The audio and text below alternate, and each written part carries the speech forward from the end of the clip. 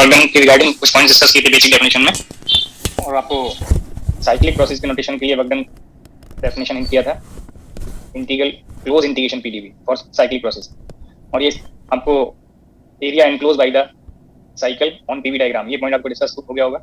एक न्यूमेरिकल आपको नोट कराया था, वो भी आपको डिस्कस हो गया था। अगर आपको कोई साइक्लिक प्रोसेस ड्रॉ किया हुआ है on PV diagram, not for all diagram, और आपको यहाँ पे ये साइक्लिक प्रोसेस का शेप कुछ भी हो सकता है, सर्कुलर भी हो सकता है, एलिप्टिकल भी, स्क्वायर और ट्राइंगल, रेक्टेंगल, कोई भी फॉर्म हो सकता है। अब यहाँ पे अगर साइकिल का एरो आपको कंफर्म हो जाए कि क्लॉकवाइज है और काउंटर क्लॉकवाइज है, तो वर्क डन का साइन आप वहाँ पे फाइंड कर सकते हैं।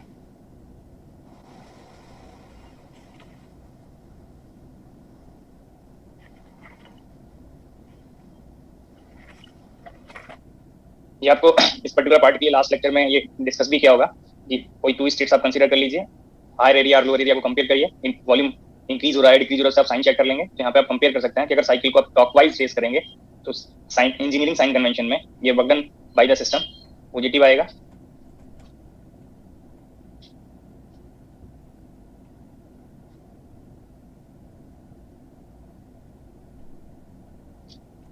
और अगर क्लॉकवाइज ट्रेस करेंगे साइकिल को, अगर काउंटर क्लॉकवाइज करेंगे तो नेगेटिव आएगा।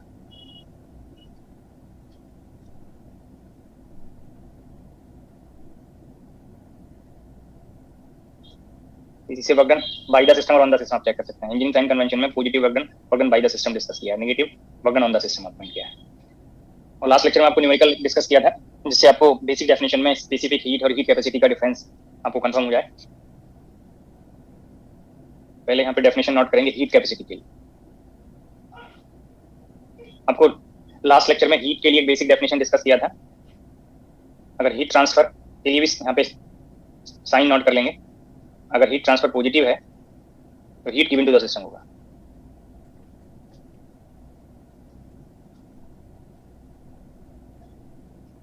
Heat given to the system positive और heat rejected by the system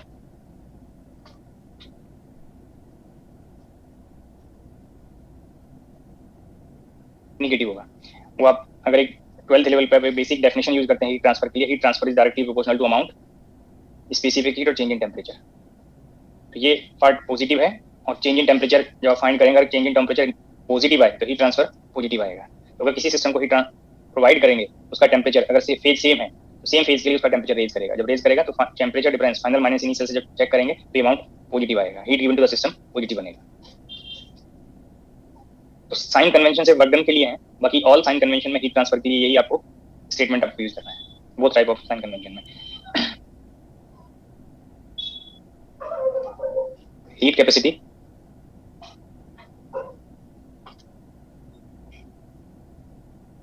इसके लिए सपोज नोटेशन मैंने सी डैश यूज कर लिया,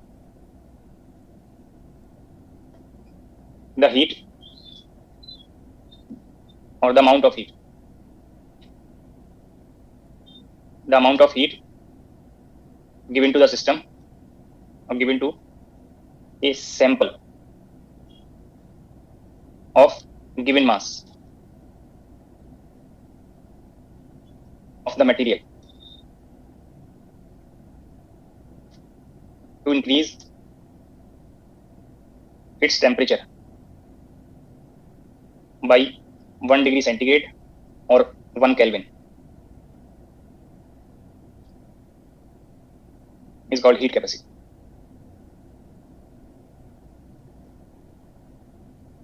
तो ये बेसिक डेफिनेशन हीट कैपेसिटी के लिए नोट हो गया। आप किसी पर्टिकुलर प्रोसेस के लिए कैलकुलेट करेंगे तो डिफरेंट प्रोसेस की कंडीशंस वहाँ पे आप इंक्लूड कर लेंगे हीट ट्रांसफर के लिए। तो अगर यहाँ पे ये हीट कैपेसिटी के टर्म्स में रिजल्ट को चेक करेंगे तो amount of heat transfer is equal to heat capacity change in temperature. तो अगर चेंज इन टेम्परेचर को आप यहाँ पे यूनिटी इंक्लूड कर लें 1 डिग्री सेंटीग्रेड और 1 केल्विन, ये टेम्परेचर डिफरेंस है, सिंगल टेम्परेचर नहीं है।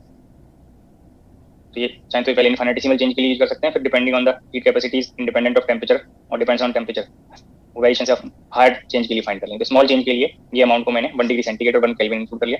दैट पार्ट से आप ये सी डैश को आप चेक कर सकते हैं, this is amount of heat transfer. यही डेफिनेशन आपको यहाँ पे नोट करना है। किसी पर्टिकुलर सैंपल चाहे उसमें मास 1 ग्राम हो, 10 ग्राम हो, 100 ग्राम हो, अमाउंट ऑटोमेटिकली आपको यहाँ पे इंक्लूड करना है हीट कैपेसिटी के लिए। तो फिर से मास को आपको यहाँ पे मल्टीप्लाई करने की रिक्वायरमेंट है। और उस न्यूमेरिकल पार्ट के लिए जब आप ये चेक करेंगे तो उसका यूनिट भी आपको आइडिया रहेगा। इस पार्ट से आपको लेफ्ट साइड में यूनिट का आइडिया है हीट ट्रांसफर के लिए जूल और कैलोरी आप यूनिट कंसीडर करेंगे, और चेंज इन टेम्परेचर के लिए सेंटीग्रेड और केल्विन पार्ट आप यूज करेंगे, तो आपको हीट कैपेसिटी के लिए यूनिट आपको कंफर्म हो जाएगा।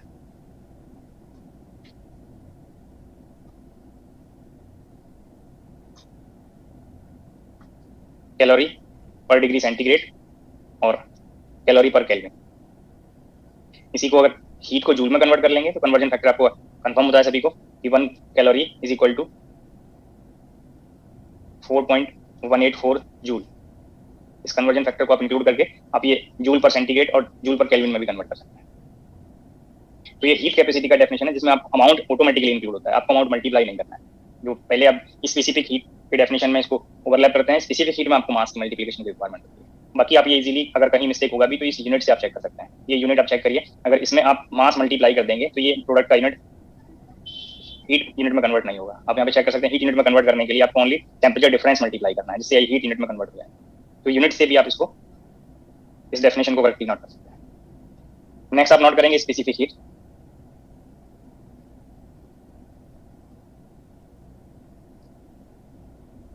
स्पेसिफिक हीट ये स्मॉल सी से आप चाहें तो नोट कर लें, बट ये स्मॉल और कैपिटल में डिफरेंस नहीं होगा इसलिए मैंने इसको सीधा लिखा है।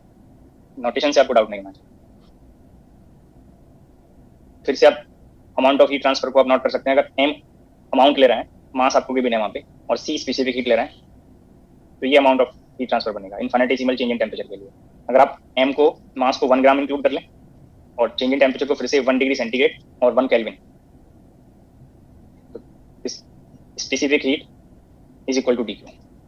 यूनिट भी आप यहाँ से चेक कर सकते हैं फिर से। तो यहाँ पे स्पेसिफिक का डेफिनेशन नोट करेंगे, द हीट या amount of heat given to the system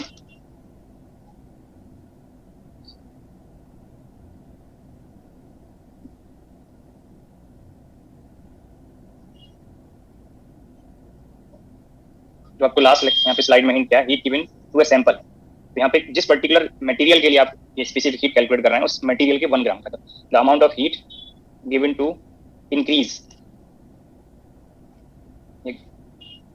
given to the material to increase the temperature of 1 gram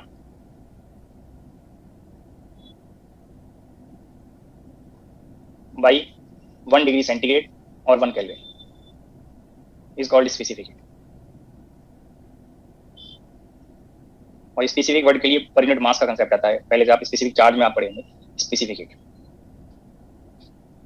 तो यहाँ से आप यूनिट चेक कर सकते हैं, जो डेफिनेशन अभी आपको हिंट किया, ये आपको स्पेसिफिक हीट के लिए डेफिनेशन यूज करना है इनफाइनेटेसिमल चेंज के लिए। इसी पार्ट से आप यूनिट को कंफर्म कर सकते हैं, और हीट के यूनिट में कन्वर्ट करने के लिए क्या पार्ट आपको मल्टीप्लाई करना है जो अभी लास्ट स्लाइड में हिंट किया था, वो यहाँ पे भी चेक कर सकते हैं। तो यहाँ पे ये डेफिनेशन कैलोरी पर ग्राम डिग्री सेंटीग्रेड और कैलोरी पर ग्राम केल्विन, और इसी को आप जूल में कन्वर्ट कर लेंगे तो आपको जूल में भी नोट हो जाएगा। समटाइम इसी को किलो कैलोरी और किलोग्राम में भी आप नोट कर सकते हैं। तो डी से आपको जो डेफिनेशन बनेगा, ये अमाउंट यहाँ पे 1 करके आपको हिंट किया है, बाकी सी डैश के लिए डेफिनेशन आपको नेक्स्ट टाइम कहीं रिक्वायर्ड होगा तो D Q by D T use करना है, D Q by D T, ये डेफिनेशन आपको यहाँ पे हिंट किया है। और स्पेसिफिक हीट के लिए आपको यूज करना है 1 by M D Q by D T. और in terms of specific heat capacity को भी आप डिफाइन कर सकते हैं, और बोथ में रिलेशन आप फाइंड कर सकते हैं। हीट कैपेसिटी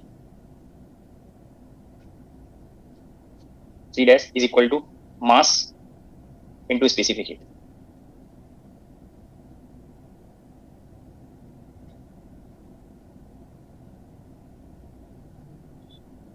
नेक्स्ट आप नोट करेंगे, समटाइम मोलर स्पेसिफिक हीट का कंसेप्ट आएगा। मोलर हीट कैपेसिटी और molar specific heat same word है।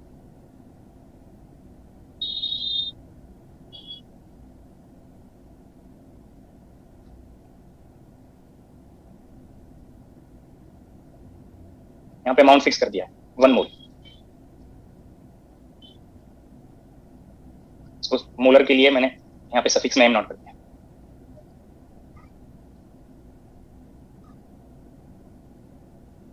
The amount of heat required to increase the temperature of 1 mole of the material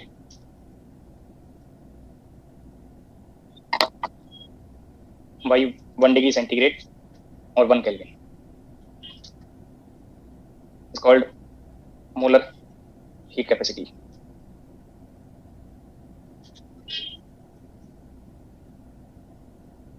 अगर molar specific heat और heat capacity के terms में ये heat transfer को आप चेक करेंगे तो number of moles, molar specific heat, change in temperature, ये आपको डेफिनेशन रिक्वायर्ड होगा.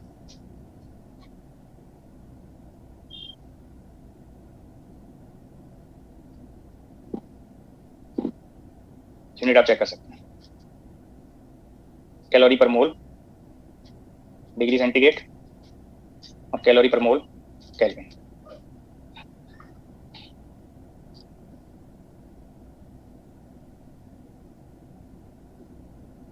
हीट कैपेसिटी और मोलर हीट कैपेसिटी में आप रिलेशन फाइंड कर सकते हैं. हीट कैपेसिटी फाइंड करने के लिए यहाँ पे आपको 1 मोल का अमाउंट पता है, नंबर ऑफ मोल्स आप मल्टीप्लाई कर लेंगे तो आपको हीट कैपेसिटी का आइडिया मिल जाएगा. देखो जब आप बुक्स में डेफिनेशंस यूज किए होंगे किसी पर्टिकुलर आर्टिकल को स्टडी करने के लिए तो ऐसा हो सकता है कि एक्सप्रेशन में ये डेफिनेशन वो आप जो बेसिक डिफरेंस नहीं पता था तब भी वो आपके रिजल्ट सेम आ रहे होंगे, बट जब न्यूमेरिकल कैलकुलेशंस करेंगे तब जरूर वो कंट्रीब्यूट करेंगे. अगर आपने रॉन्ग डेफिनेशन यूज किया तो कैलकुलेशन का अमाउंट भी रॉन्ग आएगा. और ये कैलकुलेट करने के लिए ये आपको आइडिया होना चाहिए. अगर आपको मोलर मास जो आप वर्ड लेते हैं उसका अमाउंट डेफिनेशन करेक्टली पता होगा, ये डेफिनेशंस को आप इजीली रिलेट कर सकते हैं कि कैसे ये नंबर ऑफ मोल्स में कन्वर्ट हो रहा है. मैं कुछ पॉइंट्स यहाँ पे हिंट कर रहा हूँ जो आगे रिकॉर्ड होंगे तो आप यहाँ से यूज कर लेंगे. Small m mass of 1 molecule, N notation अभी आपको डिस्कस किया था, number of moles, Na Avogadro.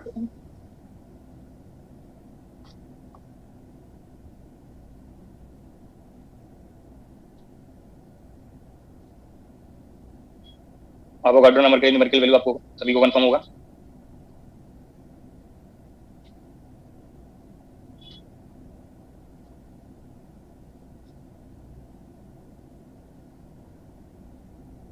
जो बेसिक डेफिनेशंस हैं ये आप लोग 12th लेवल तक केमिस्ट्री में भी मोस्टली यूज किए होंगे और यही रिजल्ट्स आपको आगे रिक्वायर्ड भी होंगे जब आप सॉलिड स्टेट फेज में कोई न्यूमेरिकल कैलकुलेशन करेंगे. थर्मोडायनामिक्स में ये आपको हो सकता है कि रेयरली आप यूज करें बट करेक्ट डेफिनेशन आपको पता होना चाहिए. और जब सॉलिड स्टेट 023 यूज कर सकते हैं ना. हाँ जी 6.023 वो आप एक बार चेक कर लीजिए, मुझे शायद यही याद.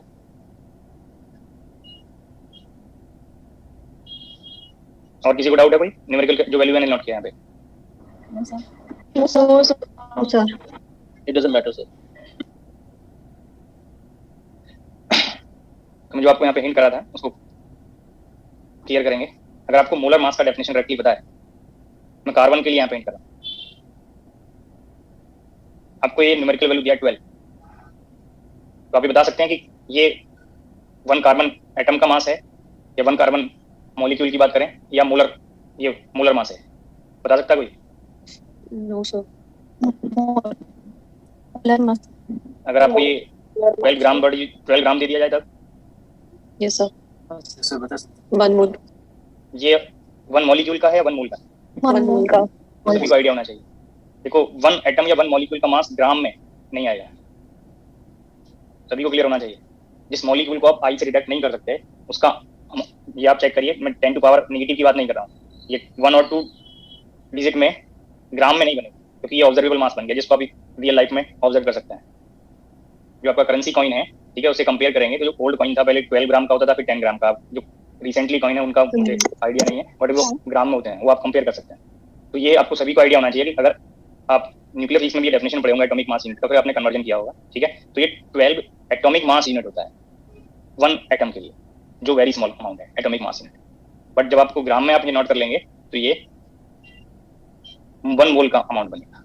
1 मोल मीन्स मोलर मास बनेगा. तो ये आपको आइडिया होना चाहिए मास ऑफ 1 मोल. और 1 मोल में आपको ये आइडिया है कि कितने मॉलिक्यूल्स हैं, तो ये Na मॉलिक्यूल का मास है.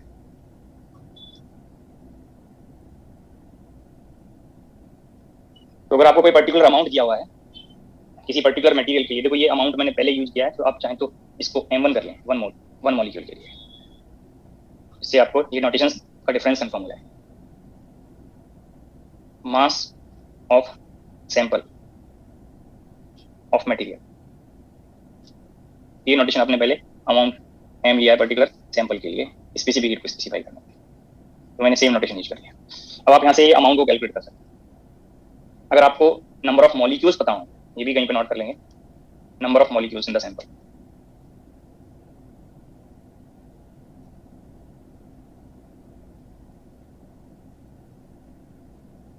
तो आप ये चेक कर सकते हैं, अगर हमें वन मॉलिक्यूल का मास पता है और नंबर ऑफ मॉलिक्यूल्स पता है तो उस पर्टिकुलर सैंपल का मास आप कैलकुलेट करेंगे nm। अब अगर आपको नंबर ऑफ मोल्स पता हो और वन मोल के नंबर ऑफ मॉलिक्यूल्स पता हो, वन मोल में एवोगाड्रो नंबर के इक्वल मॉलिक्यूल्स होता है, तो इस n को आप नंबर ऑफ मोल्स और वन मोल के नंबर ऑफ मॉलिक्यूल्स में आप नोट कर सकते हैं।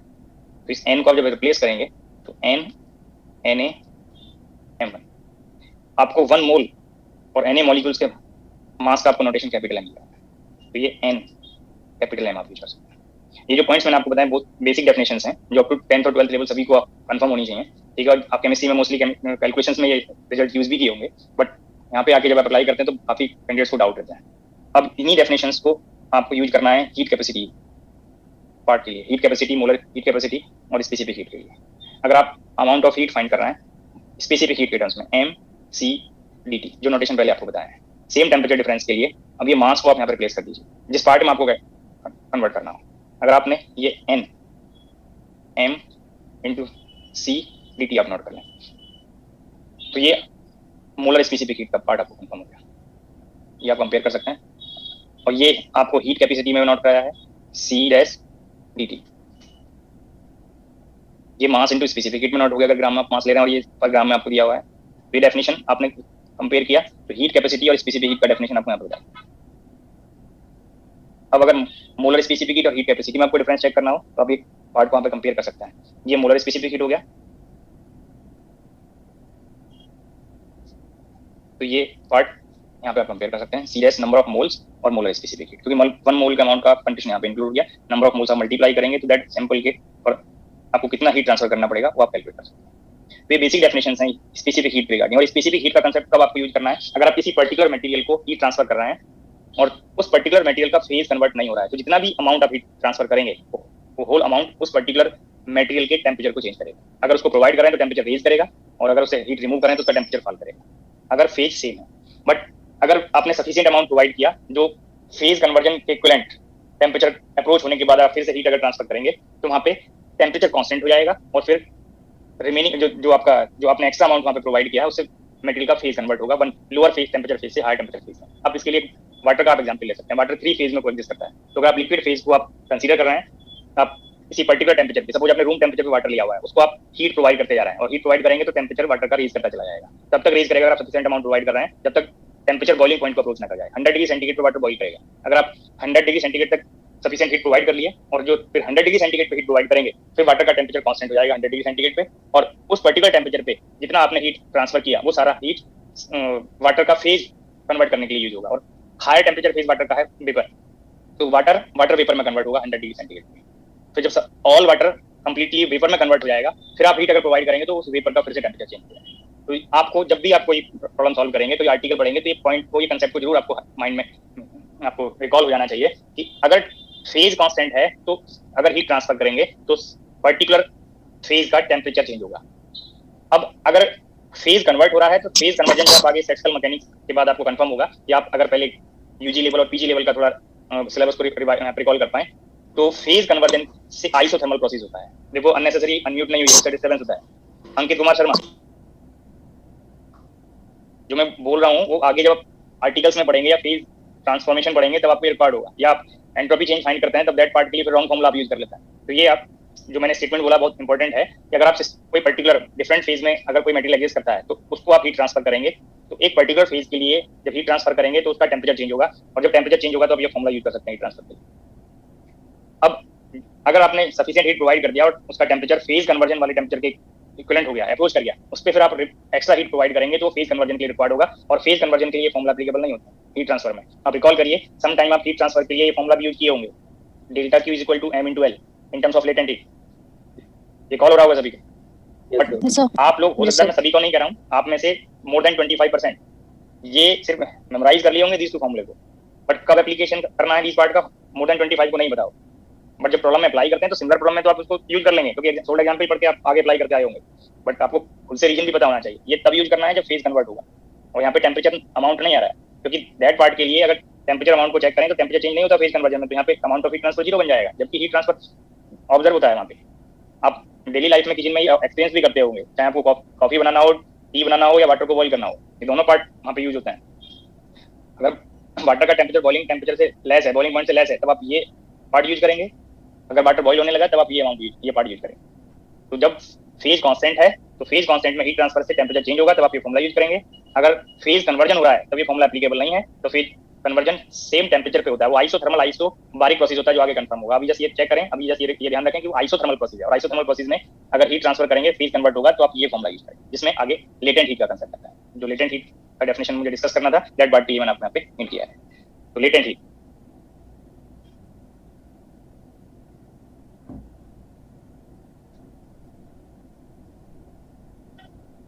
the amount of heat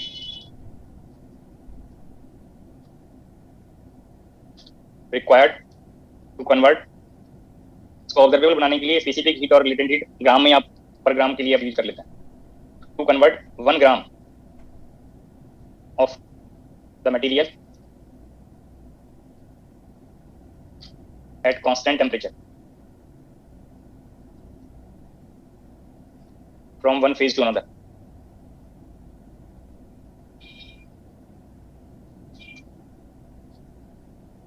is called latent heat। यहाँ पे आप फॉर्मूला यूज करेंगे, अगर m ग्राम आप अमाउंट ले रहे हैं और 1 ग्राम के लिए आपको अमाउंट पता है तो q dq is equal to ml। ये पार्ट अगर मास यहाँ पे कन्वर्ट कर, यहाँ पे dm पार्ट लें 1 ग्राम के लिए और इसको इंटीग्रल करेंगे तो ये कांस्टेंट रहेगा ये पार्ट, और इंटीग्रल dm टोटल सैंपल के मास में कन्वर्ट होगा। और यहाँ से अगर आप लेटेंट हीट का यूनिट चेक करेंगे तो कैलोरी पर ग्राम, यहाँ से भी आपको आइडिया होना चाहिए कि टेम्परेचर आपको चेंज मल्टीप्लाई नहीं करना है। तो चाहे एक्सप्रेशन पता होगा तो यूनिट फाइंड कर लेंगे, और यूनिट पता होगा तो आपको क्या एक्सप्रेशन यूज करना है उसका भी आपको आइडिया होना चाहिए। डिफरेंट कंडीशंस में डिफरेंट फेज कन्वर्जन के लिए आपको ये लेटेंट हीट का अमाउंट चेंज होगा। जैसे वाटर के लिए आप 2 टाइप ऑफ लेटेंट हीट पढ़ते हैं, एक latent heat of melting of ice और latent heat of vaporisation. Water 3 phase में कोएग्जिस्ट करता है, सॉलिड फेज भी होगा जो आइस फॉर्म है, लिक्विड फेज वाटर वर्ड और वाटर वेपर। तो यहाँ पे 2 पॉइंट बने, 2 बाउंड्रीज बनी, तो दीज 2 बाउंड्रीज के लिए 2 टाइप ऑफ लेटेंट हीट आप यूज करते हैं, latent heat of melting of ice और latent heat of vaporisation. Word भी आपको जो वर्ड है यहाँ पे लेटेंट, इसका भी रीजन पता होना चाहिए। आपको किसी भी सिस्टम को, किसी मटेरियल को आपने हीट ट्रांसफर किया और हीट इनवर्ड फ्लो हुआ या आउटवर्ड फ्लो हुआ, उसको आपको डिटेक्ट करना है। कितना अमाउंट आएगा वो आप इन 20 फॉर्मुलेज को यूज कर लेंगे, बट डिटेक्ट करना है तो आप थर्मोमीटर आप यूज करेंगे। थर्मोमीटर को दैट पर्टिकुलर मटेरियल के थर्मल कॉन्टैक्ट में लाएंगे। अब थर्मोमीटर में अगर टेम्परेचर आपको डिटेक्ट हो रहा है कि वो इंक्रीज हो रहा है या डिक्रीज हो रहा है, तो वो आप हीट को डिटेक्ट कर सकते हैं, जो आपको 20 फॉर्मुले में आपको यहाँ पे दिया है। थर्मोमीटर से आप डिटेक्ट कर सकते हैं कि हीट इनवर्ड फ्लो हो रहा है या आउटवर्ड फ्लो हो रहा है। बट इस पर्टिकुलर हीट ट्रांसफर में जब आप से वन फेज से अनदर फेज में कन्वर्जन करेंगे तो टेम्परेचर यहाँ पे कांस्टेंट है, जो डेफिनेशन में नोट भी करा है, वो थर्मोमीटर से आप डिटेक्ट नहीं, जब डिटेक्ट नहीं करेंगे तो हीट लेटेंट फॉर्म में रहेगा। तो इसलिए यहाँ पे वर्ड आता है लेटेंट हीट। तो ये बेसिक डेफिनेशंस मैंने आपको सम डेफिनेशंस लास्ट लेक्चर में डिस्कस किया था, सम डेफिनेशन आपको आज डिस्कस हुआ और भी डिस्कस होना है। तो मैंने पहले heat, energy, work, these basic definitions बताए। यहाँ पे डिफरेंट टाइप ऑफ हीट आपको डिस्कस हो गया। नेक्स्ट यहाँ पे बेसिक डेफिनेशन में डिस्कस करते हैं equilibrium and different type of equilibrium.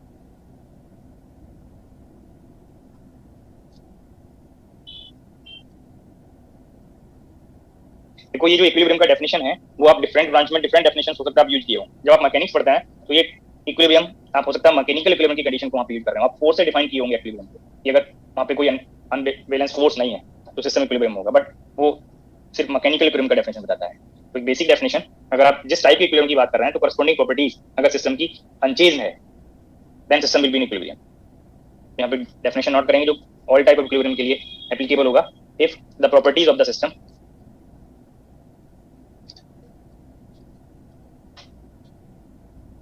do not change with time, then system is called in equilibrium।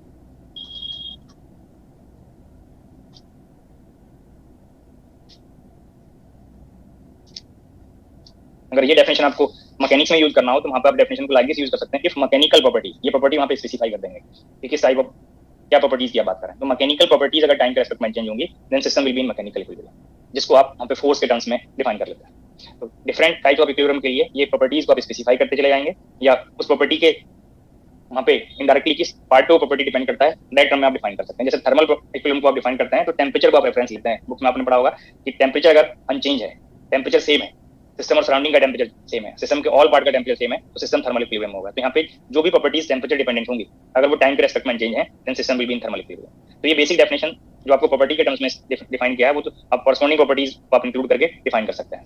मैं जो डेफिनेशन आप लोग बुक में पढ़े होंगे कि टेम्परेचर और यहाँ पे प्रेशर और कंसंट्रेशन पार्ट से आप 3 टाइप ऑफ इक्विलिब्रियम डिफाइन करते हैं। तो different type of equilibrium, first equilibrium है thermal equilibrium.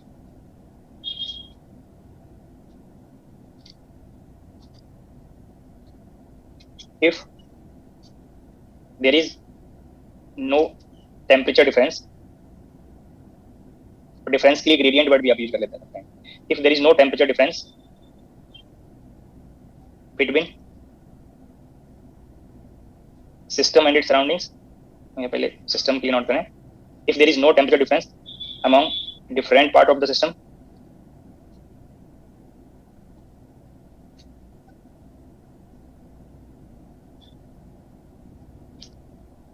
and between system and its surroundings,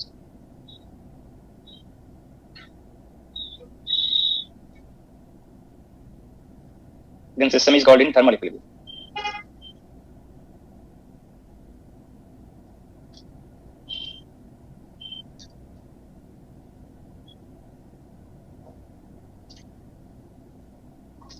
तो यहाँ पे जो आपको डेफिनेशन मैंने डिस्कस किया है कि टेम्परेचर के टर्म्स में आपको डिफाइन किया है, बट ये जो कॉमन डेफिनेशन आपको बताया है इसमें प्रॉपर्टीज को स्पेसिफाई कर देंगे, थर्मल प्रॉपर्टीज बढ़ा जाएगा। तो ये अनदर डेफिनेशन भी आप नोट कर सकते हैं। If thermal properties of the system do not change with time, then system is called in thermal equilibrium.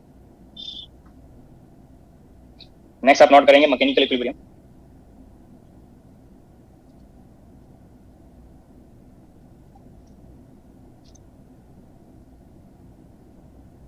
If there is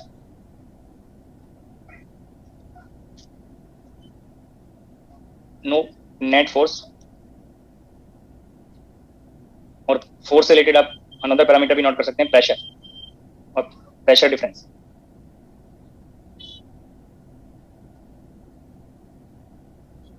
pressure difference और pressure gradient. If there is no net force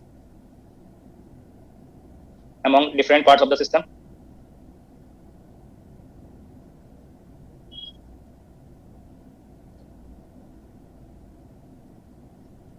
and between system and its surroundings,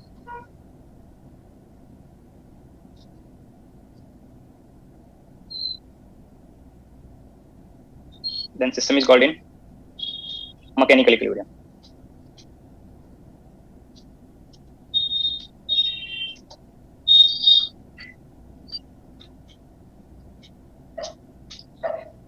Third type of equilibrium, chemical equilibrium.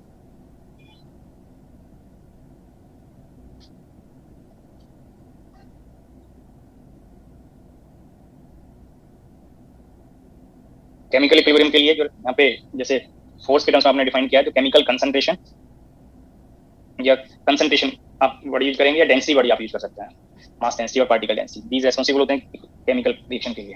तो अगर chemical reaction नहीं हो रहा है तब chemical equilibrium की condition आएगा। तो ये नोट करेंगे केमिकल इक्विलिब्रियम के लिए, if there is no concentration difference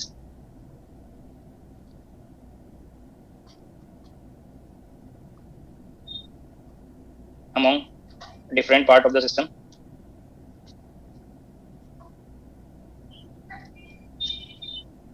or system and between system and its surroundings, then system is called in chemical equilibrium.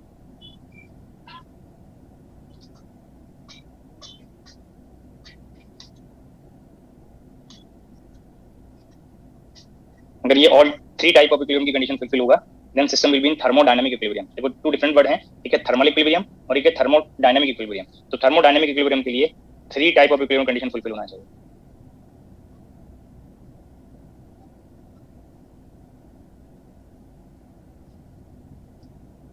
तो थर्मोडायनामिक इक्विलिब्रियम के लिए आपको यहाँ पे system will be in thermal, mechanical and chemical equilibrium. ये 3 type of equilibrium condition fulfil होगा, then system will be in thermodynamic equilibrium. अगर these 3 में से कोई एक पर्टिकुलर इक्विलिब्रियम की कंडीशन फुलफिल होगा, then system will be in that equilibrium. अगर these 3 में से कोई भी इक्विलिब्रियम की कंडीशन फुलफिल नहीं हो रहा है, then system will be in non equilibrium state. तो आपके जो सिलेबस में थर्मोडायनेमिक्स का मोस्टली सिलेबस है वो आपका इक्विलिब्रियम थर्मोडायनेमिक्स का है। नॉन इक्विलिब्रियम थर्मोडायनेमिक्स का जो सिलेबस है बहुत कम है, जिसमें आप डिफ्यूजन और रैंडम वॉक वगैरह आप यहाँ पे स्टडी करेंगे। तो मोस्टली जो सिलेबस है वो इक्विलिब्रियम थर्मोडायनेमिक्स का है। और आपको लास्ट लेक्चर जो फर्स्ट लेक्चर हुआ था थर्मोडायनेमिक्स का, दैट टाइम पे आपको हिंट भी किया था कि जो थर्मोडायनेमिक्स है वो मैक्रोस्कोपिक अप्रोच पे बेस्ड है। और मैक्रोस्कोपिक अप्रोच के लिए जब आप यहाँ पे चेक करेंगे तो किसी भी सिस्टम को आपको स्टडी करना है तो सिस्टम में कोई ना कोई एक इक्विलिब्रियम की कंडीशन इक्विलिब्रियम थर्मोडायनेमिक्स के लिए फुलफिल होना चाहिए। तो यहाँ पे टाइम पार्ट को आप एक्सक्लूड करके चलते हैं। अभी आपको एक बेसिक डेफिनेशन यहाँ पे नोट कराया है, तो जब आप थर्मल प्रॉपर्टीज को स्टडी कर रहे होंगे तो वहाँ पे टाइम को इग्नोर करके चलेंगे इक्विलिब्रियम थर्मोडायनेमिक्स के लिए। और कोई भी सिस्टम की आपको इक्वेशन ऑफ स्टेट स्टडी करना हो, इक्वेशन ऑफ स्टेट आपको फाइंड करना हो, वो आप इक्विलिब्रियम में ही नोट करते हैं। वन इक्विलिब्रियम स्टेट से अनदर इक्विलिब्रियम स्टेट में जाना होगा तो एक वर्ड आएगा प्रोसेस का, जिसमें at least one state variable change होगा। तो यहाँ पे आप नोट करेंगे next equation of state. Equation of state जो आप पहले डिफरेंट सिस्टम के लिए हो सकता है और आपको मेमोराइज भी हो, और बाकी इक्वेशन ऑफ स्टेट जरूर आपको ना मेमोराइज हो, पर आइडियल गैस के लिए जरूर आपको मेमोराइज होगा। P equals in RT, this is the equation of state. Van der Waals gas के लिए हो सकता है मेमोराइज हो, तो इक्वेशन ऑफ स्टेट इसी से आप यहाँ पे आइडिया ले सकते हैं। तो this is the functional relationship among state variables. P, V और T ये स्टेट वेरिएबल्स हैं, जो आगे अभी डेफिनेशन भी नोट कराएंगे स्टेट वेरिएबल्स का। बट पहले आपको आइडिया होना चाहिए कि इक्विलिब्रियम में ही आप सिस्टम को स्टडी करेंगे इक्विलिब्रियम थर्मोडायनामिक्स के लिए, और इक्विलिब्रियम में ही आप इक्वेशन ऑफ स्टेट नोट करते हैं। The functional relationship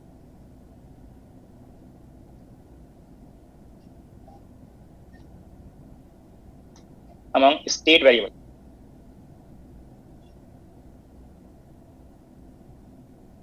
is called equation of state।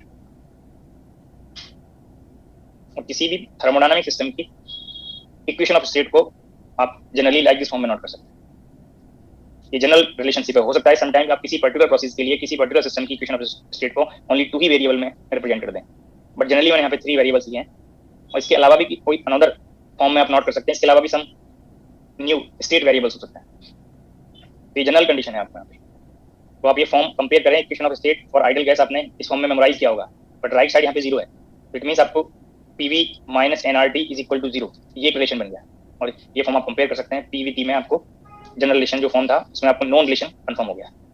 ऐसे आप वंडरवाल गैस के लिए इस फॉर्म में आप उसको कन्वर्ट कर सकते हैं। तो इक्वेशन ऑफ स्टेट एक जनरल फॉर्म आपको मैंने हिंट कर दिया। स्टेट वेरिएबल्स का जो रिलेशन होगा आप उसको इक्वेशन स्टेट कहेंगे। किसी सिस्टम को आपको स्टडी करना है, तो जैसे आपको क्लासिकल मैकेनिक्स के लिए हिंट किया था कि उसकी लिमिटेशंस होती हैं, क्वांटम मैकेनिक्स की लिमिटेशंस होती हैं, ऐसे कोई भी फिजिक्स का ब्रांच है उसको आपको किसी सिस्टम को स्टडी करना है उसमें, तो उस पर्टिकुलर ब्रांच की भी लिमिट होगी। तो ऐसे ही यहाँ पे एक वर्ड आएगा थर्मोडायनामिक लिमिट। किस लिमिट में आप किसी सिस्टम का थर्मोडायनामिक्स डिस्कस कर सकते हैं।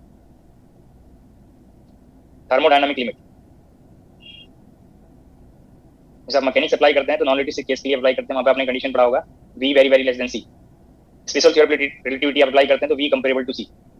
ऐसे ही यहाँ पे थर्मोडायनामिक्स के लिए लिमिट है कि आप थर्मोडायनामिक्स किस लिमिट में आप फाइंड कर पाएंगे, किस लिमिट में आप सिस्टम को थर्मोडायनामिकली स्टडी कर पाएंगे। If n tends to infinity, material का अमाउंट वेरी लार्ज है और उसके लिए ऑक्यूपाइड वॉल्यूम वेरी लार्ज है। ये यहाँ पे लिखा tends to infinity if this is very large. तो यहाँ से आप एक रेशियो फाइंड करेंगे पार्टिकल डेंसिटी का। पार्टिकल डेंसिटी देखो, पहले नंबर ऑफ मोल के लिए मैंने नोटेशन लिया है, बट यहाँ पे मैंने मेंशन कर दिया कि पार्टिकल डेंसिटी स्मॉल n से सम टाइम रिप्रेजेंट होगा। अब if n is finite, if v is finite, then this ratio will be finite always.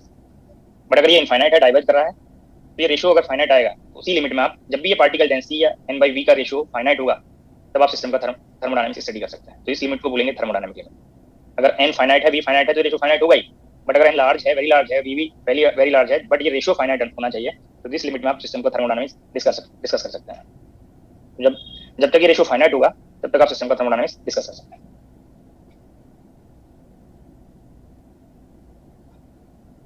Next आप नोट करेंगे process.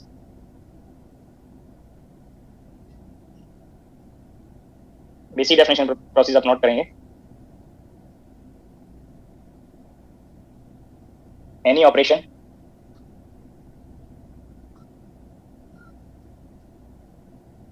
that undergoes the system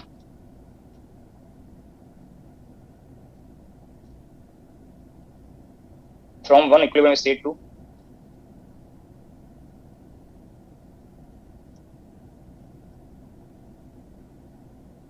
another equilibrium state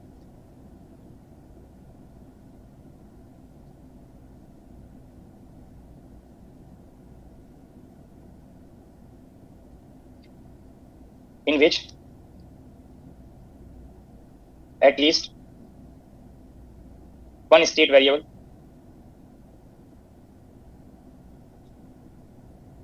changes. यहाँ पे word लिखा है at least one और more than one variable change हो सकता है, इज कॉल्ड प्रोसेस. यहाँ पे सम स्टेट वेरिएबल्स मैंने यहाँ पे आपको नोटेशंस बताएं. पी पी प्रेशर के लिए है, वी वॉल्यूम के लिए है, टी टेम्परेचर के लिए. इसके अलावा भी सम स्टेट वेरिएबल्स हो सकते हैं. तो अगर आप सम प्रोसेस यहाँ पे रिप्रेजेंट करें, ये वॉल्यूम वी और ये प्रेशर पी, पीवी डायग्राम आप ले रहे हैं. तो पीवी डायग्राम में अगर आपको ये मैंने एक लाइन ड्रॉ कर दिया तो आप चेक कर सकते हैं ये वन इक्विलिब्रियम स्टेट है या अनदर इक्विलिब्रियम स्टेट है, और इंटरमीडिएट स्टेट्स यहाँ पे रिप्रेजेंट होते हैं. तो यहाँ पे आप चेक कर सकते हैं टू वेरिएबल्स थे, प्रेशर और वॉल्यूम. इस पर्टिकुलर डायग्राम में वॉल्यूम चेंज हो रहा है, इस पॉइंट से इस पॉइंट तक वॉल्यूम चेंज हो गया. तो दिस इज कॉल्ड प्रोसेस. तो बेसिक डेफिनेशन आपको यहाँ पे बताया है. वन इक्विलिब्रियम स्टेट से अनदर इक्विलिब्रियम स्टेट में सिस्टम मूव करेगा और at least one state variable change होगा. यहाँ पे वॉल्यूम चेंज हो रहा है, तो दिस इज कॉल्ड प्रोसेस. और इस प्रोसेस का नेम आप नोट कर सकते हैं. प्रेशर सेम है, वॉल्यूम चेंज हो रहा है, तो दिस इज आइसोबारिक प्रोसेस, जो अभी आगे नोट भी कराएं. अगर प्रेशर वर्सेस टेम्परेचर डायग्राम हो या प्रेशर वर्सेस वॉल्यूम डायग्राम हम यहाँ पे ड्रॉ कर रहे हैं, और लाइक दिस आपको ये कोई कर्व दिया हुआ है, तो ये वन इक्विलिब्रियम स्टेट, ये अनदर इक्विलिब्रियम स्टेट. और यहाँ पे आप चेक कर सकते हैं प्रेशर और वॉल्यूम बोथ वेरिएबल्स हैं. तो ऐसा नहीं कि सिर्फ एक ही वेरिएबल चेंज होगा, एटलीस्ट वन वेरिएबल चेंज होगा. और ये आइडियल गैस के लिए आप बॉयल्स लॉ में भी सिमिलर प्लॉट ड्रॉ करते हैं. पीवी इक्वल्स कांस्टेंट होता है वहाँ पे. तो वॉल्यूम आप चेंज करेंगे तो प्रेशर डिक्रीज करेगा, वॉल्यूम इंक्रीज करेंगे तो प्रेशर डिक्रीज करेगा. तो ये आप अनदर एग्जांपल ले सकते हैं प्रोसेस का. तो डिफरेंट टाइप ऑफ प्रोसेस के लिए आप यहाँ पे isothermal, isobaric, isochoric, these word आप मोस्टली यूज किए होंगे. आगे आपको प्रोसेस की कंडीशंस के लिए यूज भी करना होगा. Isobaric, isochoric, iso energy, iso entropic, these word आप पहले यूज किए होंगे. देखो इसको सभी के लिए डेफिनेशन सिमिलर वे में आप नोट कर सकते हैं. एक आइसो वर्ड आपने यूज किया होगा आइसोटोप के लिए, ये पॉपुलर वर्ड है. सी को अगर रेफरेंस लें तो यहाँ पे जो आइसो वर्ड आपने सभी प्रोसेस के लिए अभी यहाँ पे नोट किया है, उनके लिए कॉमन डेफिनेशन आप बना सकते हैं. तो आइसोटोप में आप कंपेयर कर सकते हैं सेम नंबर ऑफ प्रोटॉन्स वाले पार्ट के. क्लियर है सभी को? ये आइसोटोप का डेफिनेशन जो आप चेक करते हैं तो आप एटॉमिक नंबर को आप कंपेयर करते हैं. एटॉमिक नंबर सेम लेके चलते हैं, और एटॉमिक नंबर ऑफ प्रोटॉन्स को आप कंपेयर करते हैं. नंबर ऑफ इलेक्ट्रॉन्स को कंपेयर नहीं करेंगे, पहले भी मैंने सजेस्ट किया होगा आप लोगों को. तो आइसो जो वर्ड है वो सेम के लिए यूज होता है. जिनमें नंबर ऑफ प्रोटॉन सेम है, एटॉमिक नंबर सेम है, उन एटम्स को आप आइसोटोप वर्ड यूज करते हैं. तो ऐसे ही आप यहाँ पे चेक कर सकते हैं. Iso through out the process अगर टेम्परेचर सेम होगा, iso mean same, the process in which temperature remain same through out the process is called isothermal process. या बार यूनिट होता है प्रेशर का, यहाँ पे प्रेशर सेम रहेगा, यहाँ पे वॉल्यूम सेम रहेगा, यहाँ पे एनर्जी सेम रहेगा, यहाँ पे एंट्रोपी सेम रहेगा. तो जिस वर्ड से पहले आइसो वर्ड यूज होगा through out the process, that variable, that part same रहेगा. तो isothermal, T remains constant through out the process. अब चाहे प्रोसेस में इनफाइनेटिसिमल चेंज के लिए रिजल्ट फाइंड करें, चाहे लार्ज चेंज फाइंड करें, ये term change in temperature zero बनेगा, टेम्परेचर कांस्टेंट है.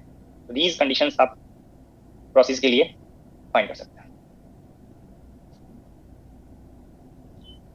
सभी नोट कर लेंगे दीज कंडीशंस, डेफिनेशंस.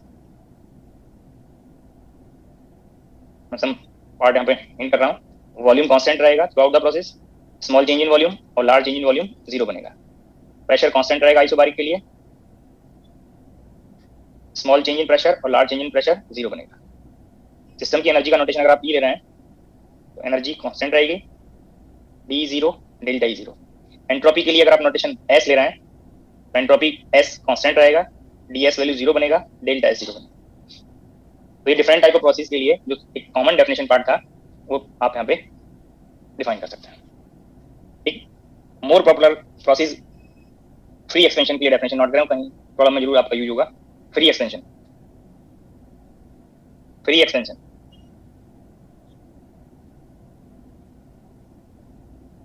एक्सपेंशन के लिए वॉल्यूम इंक्रीज करेगा, और फ्री वर्ड यहाँ पे वैक्यूम के लिए फोर्स फ्री पार्ट यूज करके चल रहे हैं, प्रेशर वहां पे एब्सेंट है। द एडियाबैटिक एक्सटेंशन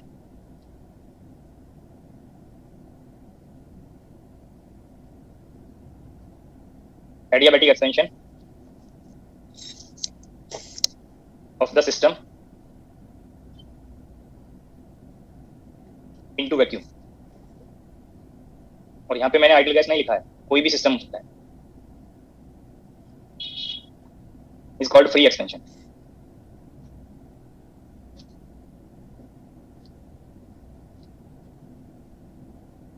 यहाँ पे वर्ड आया एडियाबैटिक, ये भी पॉपुलर प्रोसेस है एडियाबैटिक के लिए, सभी को कंडीशन पता होगा।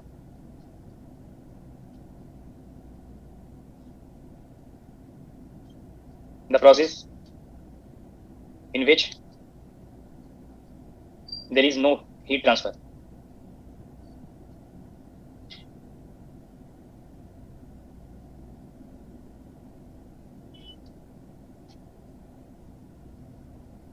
is called adiabatic process।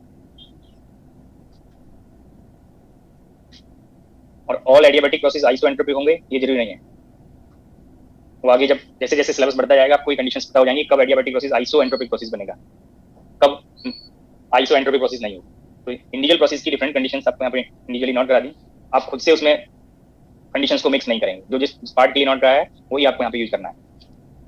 तो भी मैंने यहाँ पे हिंट किया था, स्टेट वेरिएबल का वर्ड यूज किया था, तो स्टेट वेरिएबल्स के लिए डेफिनेशंस नोट करेंगे, आगे स्टेट वेरिएबल से फिर स्टेट फंक्शन का कंसेप्ट आएगा जो इंपॉर्टेंट कंसेप्ट है।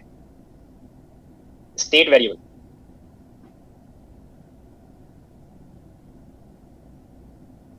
जो भी नोटेशंस में आपको pressure, volume, temperature, these word hint भी किए हैं कि वो स्टेट वेरिएबल्स होंगे, बट इसके अलावा भी आप वेरिएबल, स्टेट वेरिएबल्स यूज कर सकते हैं। The variable in terms of which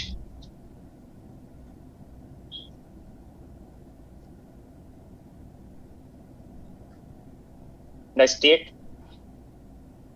of the system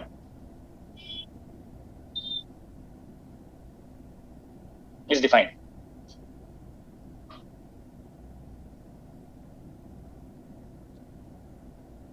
is called state variable।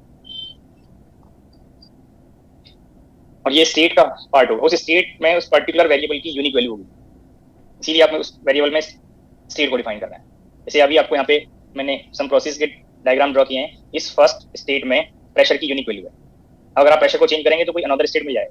इस सेकेंड स्टेट में प्रेशर की वैल्यू यहाँ पे सेम है, बट इस पार्ट पे जाइए, इस फर्स्ट स्टेट में प्रेशर की वैल्यू इस सेकेंड स्टेट से प्रेशर की वैल्यू डिफरेंट है, तो प्रेशर की एक यूनिक वैल्यू होगी। इट मीन्स एक पर्टिकुलर स्टेट में स्टेट वेरिएबल की मोर देन वन वैल्यूज नहीं, state variable that particular state के करस्पॉन्डिंग वैल्यू ऑब्टेन करेगा।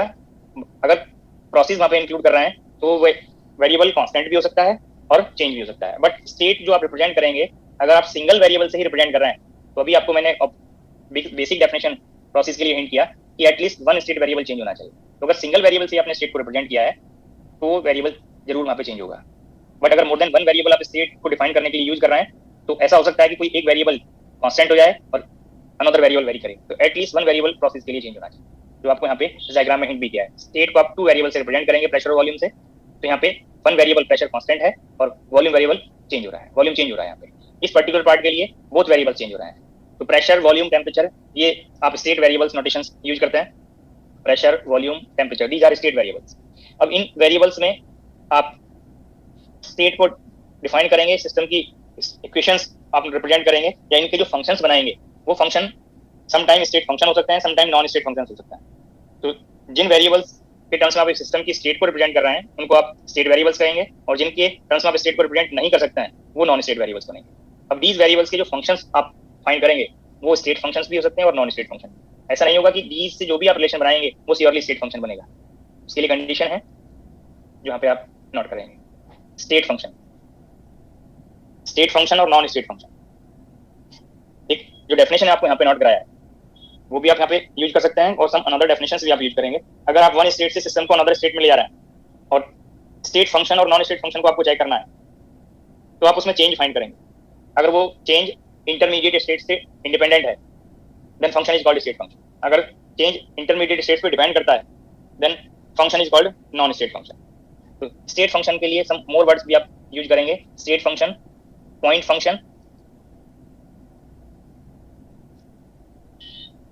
एग्जैक्ट डिफरेंशिएबल फंक्शन, और सम टाइम आप वर्ड यूज करेंगे perfect differentiable function, exact differentiable function.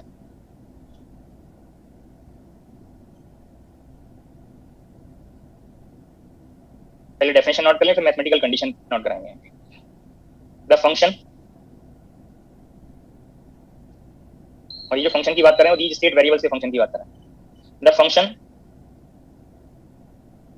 The value of which, या whose value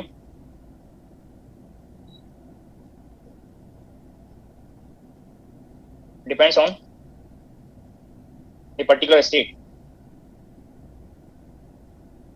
एक particular state में इस फंक्शन की भी यूनिक वैल्यू होगी, जो भी आपको यहाँ पे हिंट किया। And the change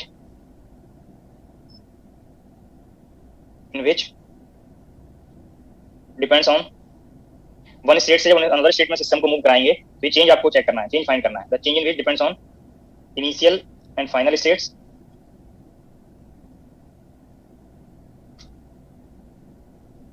but independent of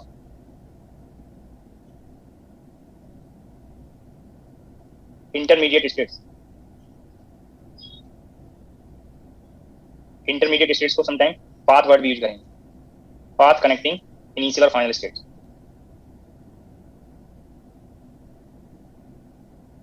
is called state function और point function, और एग्जैक्ट और परफेक्ट डिफरेंशियल फंक्शन। स्टेट पर डिपेंड करेगा, बट वो स्टेट कैसे अचीव हुआ है उसकी हिस्ट्री से इंडिपेंडेंट रहेगा, ये हिस्ट्री बताएगा intermediate states. Some state functions के एग्जांपल्स आप नोट करेंगे, वो मैं नोटेशन वाइज नोट करता जा रहा हूँ, साथ में उसका नेम हिट कर रहा हूँ। इंटरनल एनर्जी, एंट्रोपी, एंथैल्पी, गिव्स फ्री एनर्जी और हेल्महोल्ट्ज एनर्जी। बुक्स में समटाइम ये नोटेशन हेल्महोल्ट्ज एनर्जी के लिए किसी बुक में ए यूज किया होगा, किसी में एफ यूज किया होगा। मैं एक बार फिर से रिपीट कर रहा हूँ, इंटरनल एनर्जी, एंट्रोपी, एंथैल्पी, गिव्स फ्री एनर्जी और Helmholtz energy, these are state functions. और स्टेट फंक्शन के लिए जो दीज वर्ड आपको यहाँ पे नोट किए हैं, कोई भी वर्ड यूज करके वहाँ पे आपसे एग्जाम्पल पूछा जा सकता है, या एग्जाम्पल देके पूछ सकता है कि वो स्टेट वेरिएबल स्टेट फंक्शन है या non state function. These functions के टर्म्स में भी आप सिस्टम की स्टेट को रिप्रेजेंट कर सकते हैं। रिकॉल करें, समटाइम आपको ये कंडीशन, ये रिलेशन आप लोगों ने पढ़ा होगा, ई वाई वी, ये रिलेशन आप आइडियल गैस के लिए पढ़े हुए हैं, pressure in terms of energy density, ये रिलेशन रिकॉल हो रहा है सम कैंडिडेट को। तो ये भी ये इक्वेशन ऑफ स्टेट है।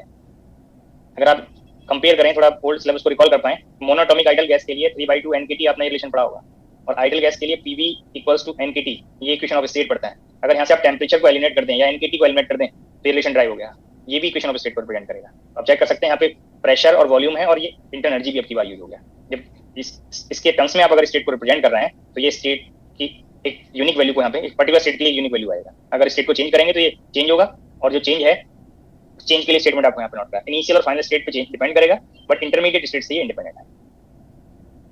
Non state variables, non state function, non state functions और नॉन स्टेट फंक्शंस को आप पाथ फंक्शंस वर्ड यूज करेंगे, नॉन एग्जैक्ट डिफरेंशिएबल और not perfect differentiable function word use करेंगे। नॉन स्टेट फंक्शंस और path functions,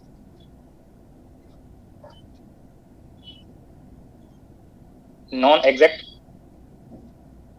और not perfect differentiable function. Definition आप इसी पार्ट से फिर से नोट कर सकते हैं।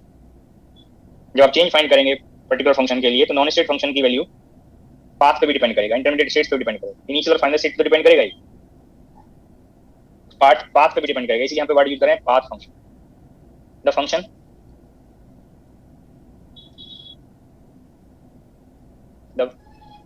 the function whose value,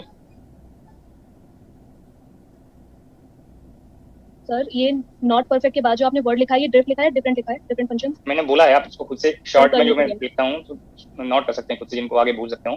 वो परफेक्ट डिफरेंशिएबल वर्ड मैंने पहले बताया था, ओके, परफेक्ट डिफरेंशिएबल फंक्शन। तो यहाँ पे भी सेम वर्ड है ये, नॉट परफेक्ट डिफरेंशिएबल और not exact differentiable. The function whose value depends on a particular state as well as history of that state.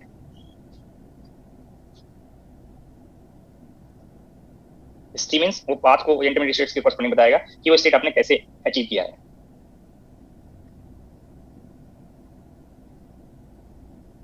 History के आगे चाहें तो वर्ड यूज कर लेंगे इंटरमीडिएट स्टेट्स और पाथ।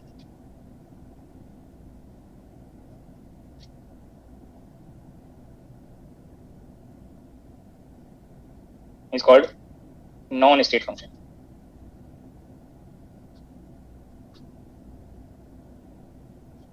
these फोर में से कोई भी वर्ड यूज हो सकता है, डेफिनेशन आपको सेम रहेगा।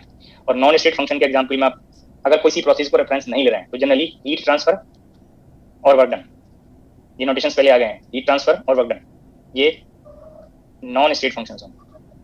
मैंने आपको हिंट किया कि जनरली अगर हो सकता है कि किसी पर्टिकुलर प्रोसेस में ये वर्क डन भी स्टेट फंक्शन या एग्जैक्ट डिफरेंशिएबल हो जाए, बट अगर प्रोसेस का रेफरेंस नहीं ले रहे हैं या कोई भी प्रोसेस का रेफरेंस लेंगे तो ये स्टेट फंक्शंस बनेंगे।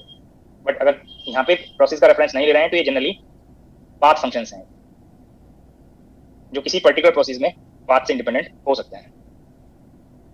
तो ये बेसिक डेफिनेशंस मैंने नॉन स्टेट और स्टेट फंक्शंस के लिए नोट करा दिया। इसी में एक मैथमेटिकल कंडीशंस आपको रिकॉर्ड होंगी, आगे जब सिलेबस आगे कवर करेंगे, प्रॉब्लम सॉल्व करेंगे तो कंडीशंस आपको पता होनी चाहिए।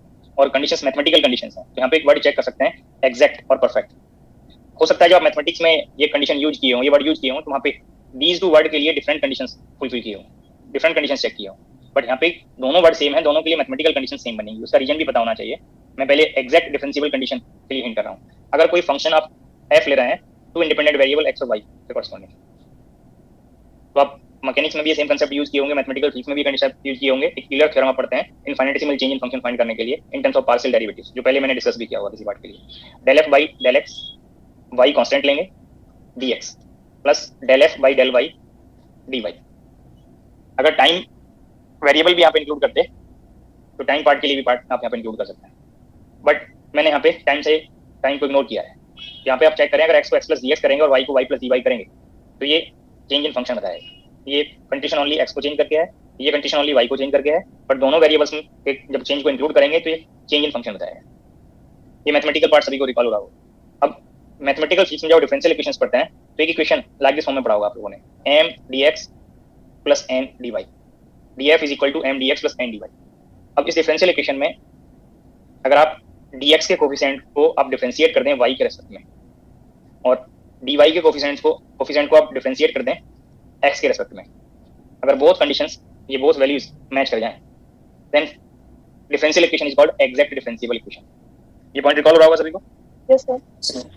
मैं उसके सॉल्यूशन पार्ट को डिस्कस नहीं कर रहा कि कैसे सॉल्व करना है, जस्ट मैं कंडीशन बता रहा हूँ। रिलेट इसलिए किया क्योंकि आप मैथमेटिकल फिजिक्स में एग्जैक्ट डिफरेंशिएबल इक्वेशन कंडीशन पढ़ते हैं, तो ये एग्जैक्ट डिफरेंशियल इक्वेशन आपने इस फॉर्म में मैथमेटिकल फिजिक्स में पढ़ा होगा। बट यहाँ पे आप चेक करें, अगर आपको ये m कैलकुलेट करना हो तो m फर्स्ट ऑर्डर डेरिवेटिव है, पार्शियल डेरिवेटिव, n भी फर्स्ट ऑर्डर पार्शियल डेरिवेटिव है। अब इस कंडीशन में आप इसको यूज करें, del by del Y, m value place करेंगे del F by del X, इसको आप नोट कर सकते हैं del two F by del Y del x,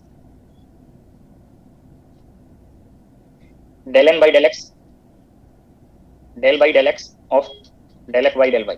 ये n आप इसे एनालॉजी कंपेयर करेंगे तब वो फाइंड हो गया, and this is del two F by del X del Y. तो ये कंडीशन आपको अब कंफर्म हो गया कि फंक्शन के सेकंड ऑर्डर डेरिवेटिव्स के टर्म्स में आप नोट कर सकते हैं। कैसे सेकंड ऑर्डर डेरिवेटिव बने वो आप यहाँ पे हिंट होगा। If second order derivatives of a function f are independent of order of independent variables then f is called exact differentiable function.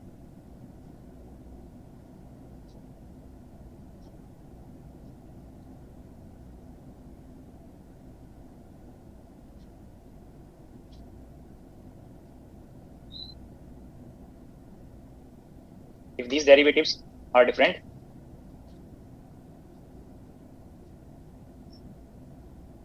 then f is called non-exact differentiable function.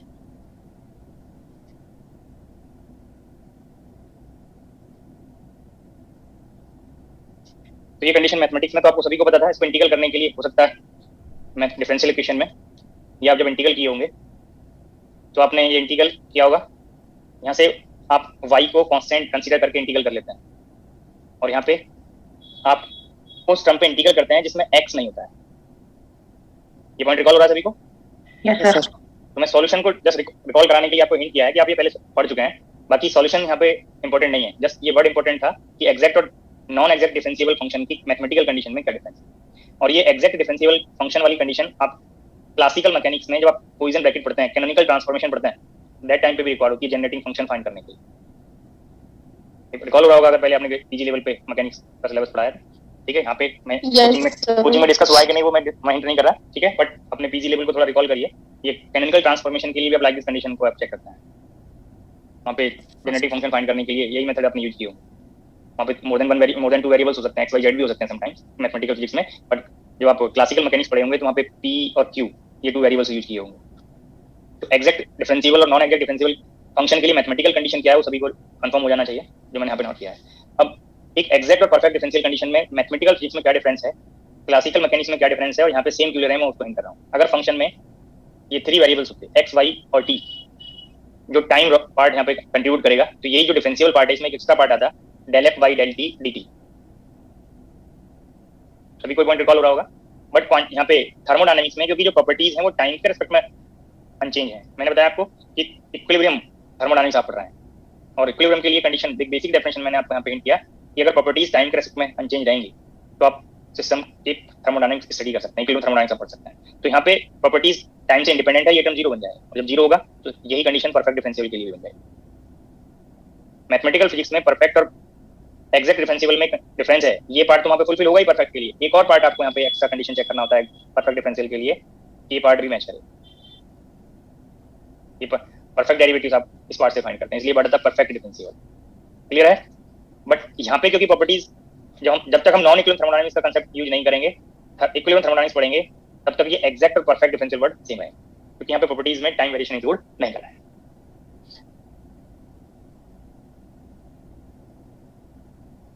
ये basic definitions जो मैंने यहाँ पे आपको hint किए हैं वो सभी को आगे जब रिक्वायर्ड हो तब रिकॉल हो जानी चाहिए।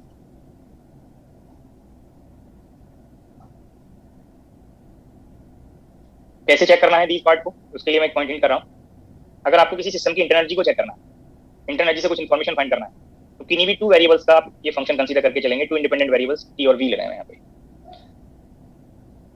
For any system, for any thermodynamic system. यहाँ पे ये एफ और एक्स वाई ये नोटेशंस ये रिलेट करेंगे, तो एफ के इक्विवेलेंट यू है, और इंडिपेंडेंट वेरिएबल्स जो एक्स वाई ले रहे थे वो यहाँ पे टी और वी है।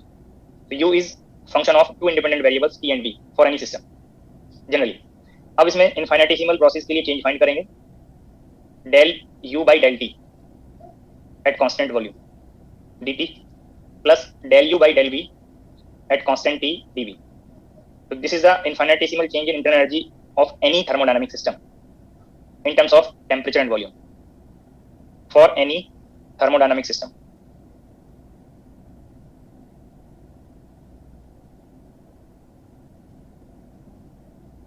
थोड़ा रिकॉल करेंगे। अब सबसे पहले आप लोग ग्रेजुएशन लेवल पे 12th लेवल पे एक फॉर्मूला यूज किए होंगे, चेंज इन इंटरनल एनर्जी। हो सकता है ये फॉर्म आप यूज किए हो, NCV/dt। ये रिकॉल हो रहा है? Yes sir. देखो आगे जब प्रॉब्लम सॉल्व करेंगे, आप एग्जाम के क्वेश्चन सॉल्व करेंगे, जो मैं क्वेश्चन डिस्कस करूंगा उनको सॉल्व करेंगे, तो दैट टाइम पे आप लोगों को डाउट ना हो, इसलिए मैं बेसिक डेफिनेशंस पे सम टाइम यहाँ पे यूज कर रहा हूँ, वो वेस्ट नहीं होना चाहिए कभी आप दैट टाइम पे फिर से डाउट क्रिएट करने लगे। ये आप एक्सप्रेशन यूज किए होंगे, ये CV notation molar specific heat at constant volume, ये सभी को आइडिया होना चाहिए। मोलर स्पेसिफिक हीट है क्योंकि यहाँ पे नंबर ऑफ मोल्स मल्टीप्लाई कर, जो भी आज मैंने डेफिनेशन डिस्कस किया, ये तो सभी को कंफर्म हो गया कि ये जो नोटेशन है वो CV वो मोलर स्पेसिफिक हीट के लिए है एट कांस्टेंट वॉल्यूम। इसमें तो डाउट नहीं किसी को। अगर मास मल्टीप्लाई होता तब ये स्पेसिफिक हीट होता, यहाँ पे नंबर ऑफ मोल्स मल्टीप्लाई हो रहे हैं, तो ऑटोमेटिकली आपको सभी को ये आइडिया हो जाना चाहिए कि ये मोलर हीट कैपेसिटी या मोलर स्पेसिफिक हीट है यहाँ पे, ये नोटेशन। जिसमें आपको एक हिंट कर रहा था कि ये एक्सप्रेशन आपने मोस्टली यूज किया है, बट ये सभी सिस्टम के लिए नहीं है, ये आइडल गैस के लिए, क्योंकि मोस्टली आप डिफरेंट मेथड से आइडल गैस को थर्मोडायनामिक्स में पढ़े होंगे, तो आपके सभी के हो सकता है हैबिट में हो, मोस्टली कैंडिडेट के हैबिट में हो कि जब भी एनर्जी का चेंज आएगा तो हम ये एक्सप्रेशन यूज करेंगे। आइडल गैस के लिए तो कोई प्रॉब्लम नहीं, बट जब आइडल गैस से डिफरेंट सिस्टम आप कंसीडर करेंगे तब आपको मिस्टेक हो जाएगा। तो मैंने इसलिए यहाँ पे मेंशन किया है फॉर एनी थर्मोडायनामिक सिस्टम। और यही चेंज अगर आप आइडल गैस के लिए चेक करेंगे तो ये कंट्रीब्यूशन वहाँ पे एक्सक्लूड हो जाता है आइडल गैस के लिए। जब आप आइडल गैस के एजम्पशंस पढ़े होंगे 12th लेवल पे, ग्रेजुएशन लेवल पे, तो एजम्पशंस को अगर आप इंक्लूड करेंगे तो ये कंडीशन एक्सक्लूड हो जाएगा, और ये कंडीशन एक्सक्लूड होगा तो आइडल गैस के लिए आप इसको यूज कर सकते हैं फॉर एन आइडल गैस। आगे कहीं रिक्वायर्ड होगा तो आपको सभी को ये रिजल्ट यूज करना है।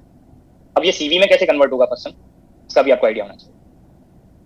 ये डेफिनेशन पे जाइए, मोलर स्पेसिफिक हीट का डेफिनेशन मैंने नहीं किया है,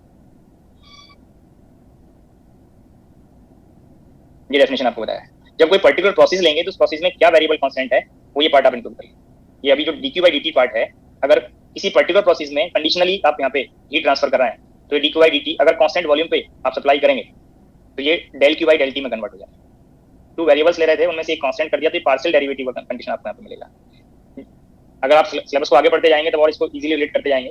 फर्स्ट लॉ ऑफ थर्मोडायनामिक्स से आप dq को आप नोट करते हैं du plus pdv, volume constant है, pdv से वर्क डन कंडीशन एक्सक्लूड हो गया, तो dq पार्ट du के टर्म्स में note, but not for all process, only for isochoric process. तो ये del q by del t at constant v, del u by del t at constant v में convert होता है। अब यहाँ पे प्लेस कर लीजिए, तो ये du को जब आप फाइंड करेंगे तो ये term automatically molar specific heat का कंडीशन देगा। तो ये पार्ट मोलर स्पेसिफिक हीट के टर्म्स में मोल्स इंक्लूड करना है। अगर हीट कैपेसिटी की बात करेंगे तो ये सी डैश जो नोटेशन बताया उसमें इंक्लूड हो जाए। तो ये बेसिक डेफिनेशंस जो आप पहले हो सकता है भूल गए हो या कहीं आपको रॉन्गली आपने अप्लाई किए हो, हैबिट में आ गए हो, वो करेक्ट करने के लिए मैं आपको यहाँ पे हिंट कर रहा हूँ। तो यही दीज टू टर्म्स को आप del u by del t, अगर हीट कैपेसिटी नोटेशन ले रहे हैं तब नंबर ऑफ मोल्स और मास मल्टीप्लाई करने की जरूरत नहीं है, बट अगर आप नंबर ऑफ मोल्स मल्टीप्लाई कर रहे हैं दीज पार्ट के लिए तो ऑटोमेटिकली आपको ये हिंट रहेगा कि ये जो सीवी नोटेशन है वो मोलर स्पेसिफिक हीट कांस्टेंट होगा।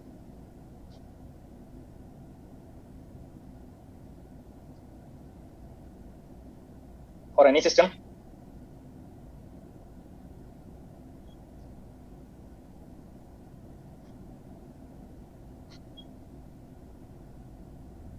For an ideal gas. तो आगे कहीं प्रॉब्लम सॉल्व करने के लिए रिजल्ट रिक्वायर्ड होंगे तो ये आपको मैंने हिंट कर दिया। अब ये पार्ट आप चेक करें, जब इसका डेरिवेटिव लेंगे तो इंटरनल एनर्जी आपको हिंट किया कि ये एग्जैक्ट और परफेक्ट डिफरेंशिएबल फंक्शन है, स्टेट फंक्शन है, पॉइंट फंक्शन है। तो ये ऑटोमेटिकली इस डेफिनेशन में आपको del two u by del v del t, del two u by del t del v, ये कंडीशन ऑटोमेटिकली फुलफिल करेगा। तो इसलिए आपको ये मैथमेटिकल डेफिनेशन एग्जैक्ट और परफेक्ट डिफरेंशियल के लिए हिंट किया है। तो जब भी कहीं आपको ये स्टेट फंक्शंस के नोटेशंस रिक्वायर्ड होंगे तो ये साथ के साथ आपको ये हिंट है, ये कंडीशन ऑटोमेटिकली दिस पार्ट के लिए हिंट है, चाहे ये वेरिएबल्स वहाँ पे कुछ भी आ रहे हैं। जब आप मैक्सवेल रिलेशंस ड्राइव करते हैं, थर्मोडायनामिक पोटेंशियल्स पढ़ते हैं, तो दैट टाइम पे आपको ये डेफिनेशंस रिक्वायर्ड होंगे, ये परफेक्ट डिफरेंशियल और एग्जैक्ट डिफरेंशियल की कंडीशन आपको रिक्वायर्ड होगी। इसमें नेक्स्ट डेफिनेशन डिस्कस करते हैं, extensive and intensive variables.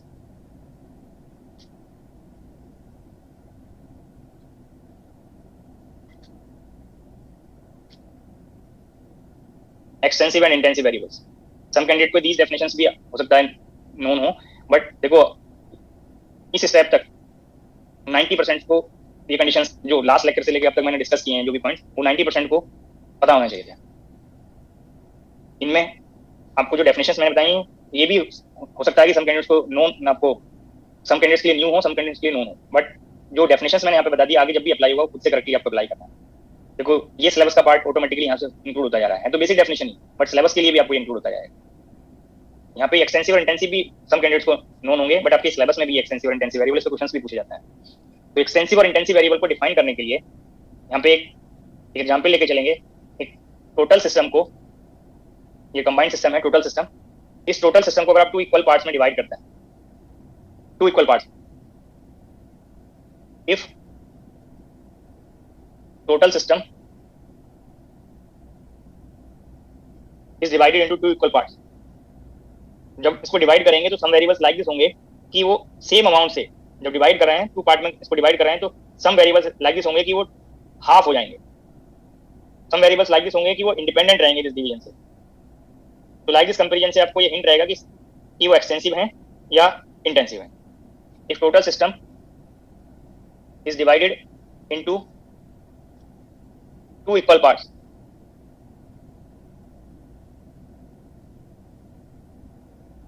then the variables that are exactly half जिस फैक्टर से सिस्टम में मॉडिफिकेशन करेंगे उसी फैक्टर से सम वेरिएबल्स चेंज होंगे। आपने डिवाइड किया तो सिस्टम को हाफ किया, तो ये एग्जैक्टली हाफ अगर हो रहा है, then variables are called extensive variables.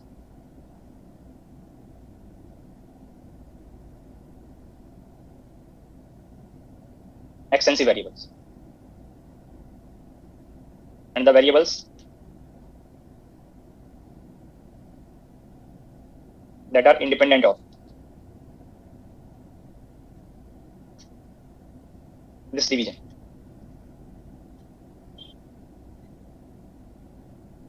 are called intensive variables.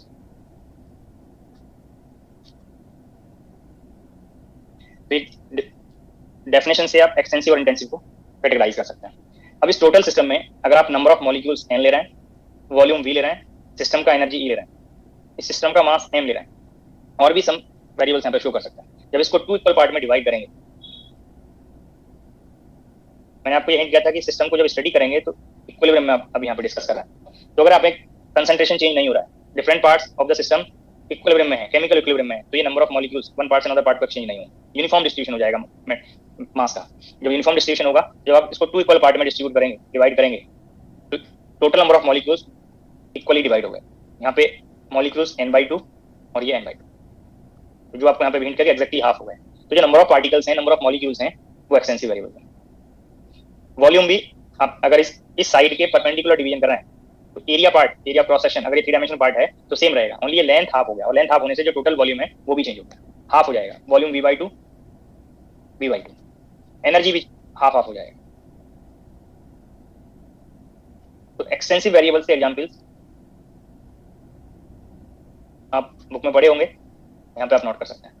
Number of particles extensive है, वॉल्यूम एक्सटेंसिव है, एनर्जी भी एक्सटेंसिव है। अब यहाँ पे कंपेयर कर सकते हैं, जब नंबर ऑफ मॉलिक्यूल्स डिवाइड हो गए और ईच मॉलिक्यूल का मास आप m1 ले रहे हैं, तो सिस्टम का जो मास है वो फर्स्ट पार्ट के लिए और सेकंड पार्ट के लिए इक्वल पार्ट में डिवाइड हो गया, तो मास भी एक्सटेंसिव है। सभी को क्लियर रहेगा ये पॉइंट कि मास एक्सटेंसिव है? जी सर। मोलर मास क्या होगा?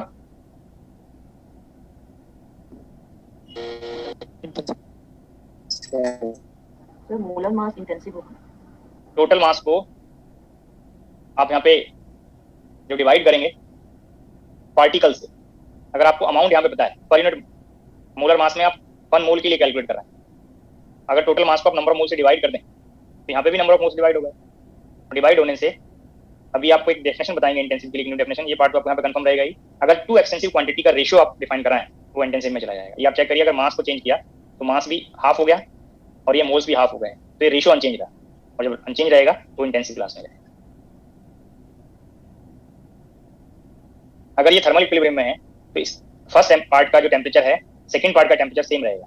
टेम्परेचर हाफ नहीं हो सकता, प्रेशर हाफ नहीं हो सकता है, तो आप प्रेशर और टेम्परेचर इंटेंसिव में पढ़े होंगे बुक में।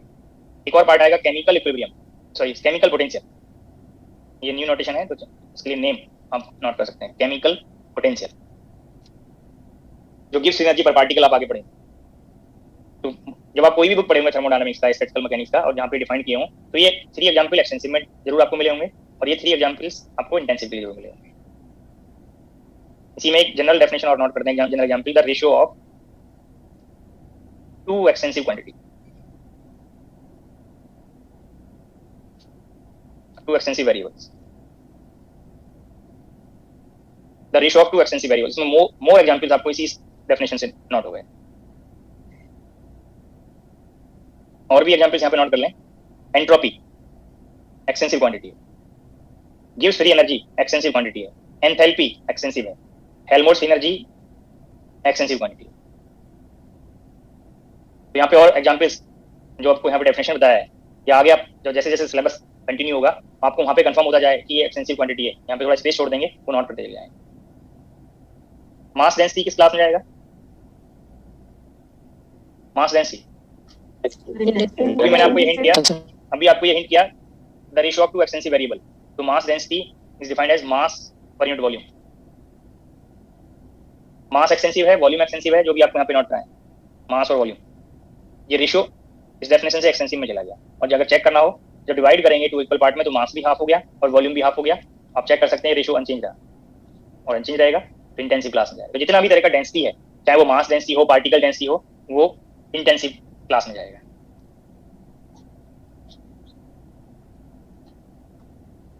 मैंने मास डेंसिटी एक नॉन वर्ड यूज किया, बाकी आप डेंसिटी एक वर्ड यूज कर सकते हैं, चाहे वो पार्टिकल डेंसिटी के लिए वर्ड यूज हो, चाहे मास डेंसिटी के लिए। तो डेंसिटी इंटेंसिव वेरिएबल में जाएगा। हीट कैपेसिटी किस क्लास में जाएगा? हीट कैपेसिटी एक्सटेंसिव तो सभी को ये आइडिया होना चाहिए हीट कैपेसिटी किस क्लास में जाएगा। अभी आपको ये हिंट किया कि मास को इंक्लूड करता है, और मास को जब हाफ करेंगे तो अमाउंट ऑफ हीट ट्रांसफर भी हाफ हो जाएगा। तो हीट कैपेसिटी एक्सटेंसिव क्लास में जाएगा, जो इस एंथैल्पी वाले पार्ट से भी आ रहा है। आगे जब डेफिनेशन पढ़ेंगे तो हीट कैपेसिटी एंथैल्पी से रिलेटेड होता है। तो heat capacity extensive variable, extensive parameter, extensive property है। यहाँ पे वर्ड लिखा है मैंने वेरिएबल, तो डिफरेंट वर्ड यूज हो सकते हैं, प्रॉपर्टी भी वर्ड हो सकता है। तो चाहे वेरिएबल के लिए पूछा जाए, चाहे प्रॉपर्टी के लिए पूछा जाए, डेफिनेशन सेम रहेगा।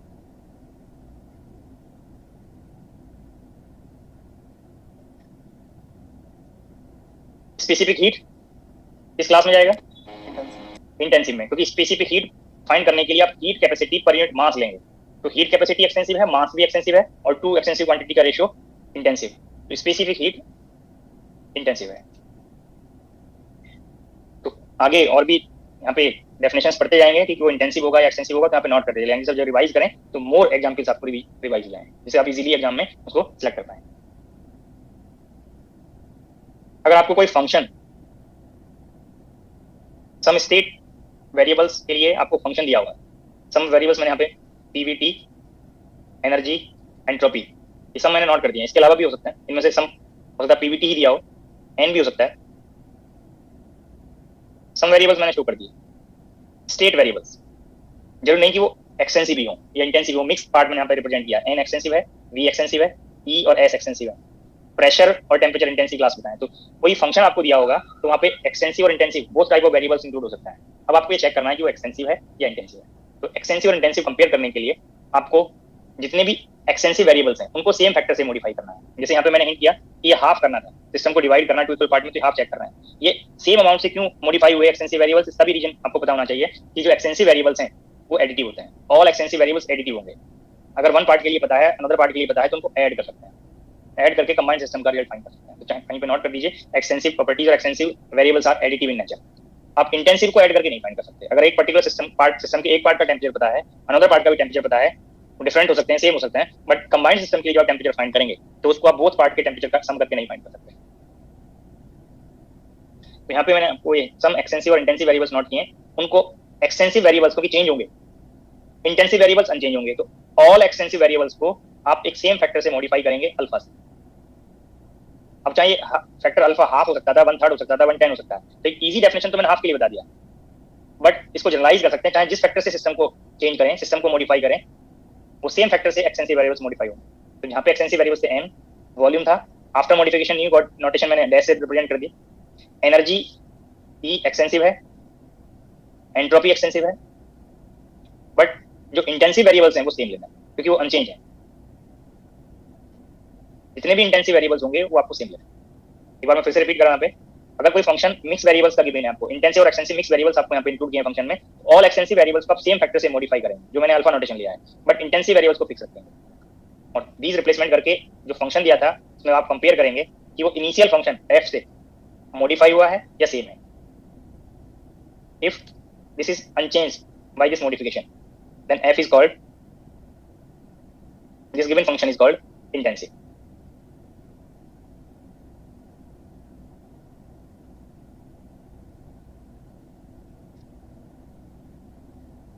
एफ इज इंटेंसिव, ये वर्ड आप नोट कर सकते हैं।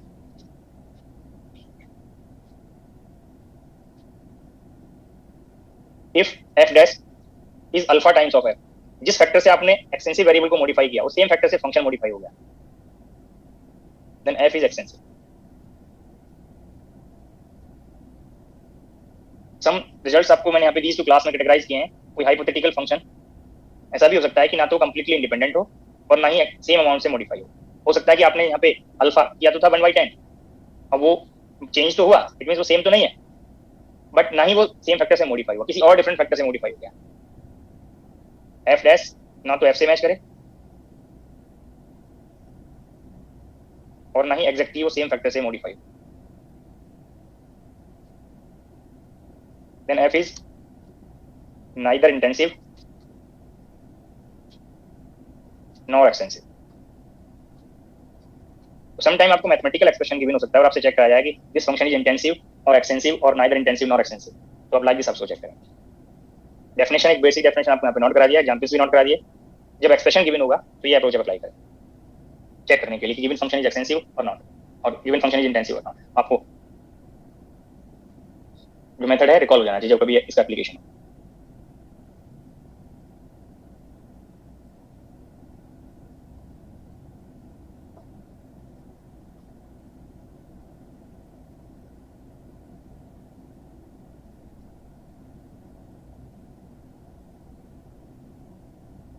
देखो जो आपके सिलेबस में है थर्मोडायनामिक्स का, जब सिलेबस आप देखेंगे तो हो सकता है कि बाकी पार्ट वहाँ पे ओपन ना किया हूँ, स्टार्ट किया होगा लॉज ऑफ थर्मोडायनामिक्स, बट इस लॉज ऑफ थर्मोडायनामिक्स से ऑल पार्ट आपको इंक्लूड हो जाएगा। आपको आइडियल गैस भी इंक्लूड हो गया, वंडर वाल गैस भी इंक्लूड हो गया, आपको जो बेसिक डेफिनेशन यहाँ पे बताई हैं वो भी इंक्लूड हो गए। एक और आप एक कैलोरीमेट्री प्रिंसिपल पढ़ते हैं, 12th लेवल पे पढ़ा भी होगा कैलोरीमेट्री प्रिंसिपल, वो भी ऑटोमेटिकली इंक्लूड हो गया कि जब भी आप लॉज ऑफ थर्मोडायनामिक्स अप्लाई करेंगे तो ये जो प्रोसेस मैंने बताई है, एडियाबैटिक, फ्री एक्सपेंशन, कोई भी पार्ट आपको यहाँ पे इस लॉज ऑफ थर्मोडायनामिक्स से इंक्लूड हो जाएगा। तो डिटेल में तो डिस्कस करेंगे नेक्स्ट लेक्चर में, बट उसके लिए आपको नेक्स्ट लेक्चर में कुछ पॉइंट्स पढ़ के आने हैं। एक तो आइडियल गैस एजम्पशंस आप पढ़ के आएंगे, आइडियल गैस वंडर वाल गैस से कैसे डिफरेंट है वो डिफरेंस आप पढ़ के आएंगे, कैलोरीमेट्री प्रिंसिपल आप पढ़ के आएंगे। कैलोरीमेट्री प्रिंसिपल से आप इक्विलिब्रियम में टेम्परेचर की वैल्यू डायरेक्ट और इनडायरेक्ट आपसे पूछा जाएगा। समटाइम डायरेक्ट प्रॉब्लम पूछा जाता है कैलोरीमेट्री प्रिंसिपल पे कि फाइनल टेम्परेचर क्या होगा। समटाइम जब आप आगे एंट्रोपी चेंज फाइंड करेंगे तो एंट्रोपी चेंज के लिए भी आपको कैलोरीमेट्री प्रिंसिपल से हो सकता है इक्विलिब्रियम में टेम्परेचर फाइंड करना पड़े, फिर आप एंट्रोपी चेंज के लिए उसे अप्लाई करें। तो कैलोरीमेट्री प्रिंसिपल की कंडीशन ऑफ एप्लीकेबिलिटी, कैसे आप उसमें फाइनल टेम्परेचर फाइंड करेंगे, ये पढ़ के आएंगे। मैं फिर से हिंट कर रहा हूँ, ideal gas assumptions, difference between ideal gas and wonder वाल गैस और कैलोरीमेट्री प्रिंसिपल, ये किसी भी बेसिक बुक से एक बेसिक आइडिया आप लेके आएंगे। तो लॉज ऑफ थर्मोडायनामिक्स जो नेक्स्ट लेक्चर में डिटेल में डिस्कस होगा, तो आपको पहले लॉज ऑफ थर्मोडायनामिक्स का नंबर पता होना चाहिए। टोटल नंबर 4 है, 4 लॉज ऑफ थर्मोडायनामिक्स आप पढ़ते हैं। जीरथ लॉ,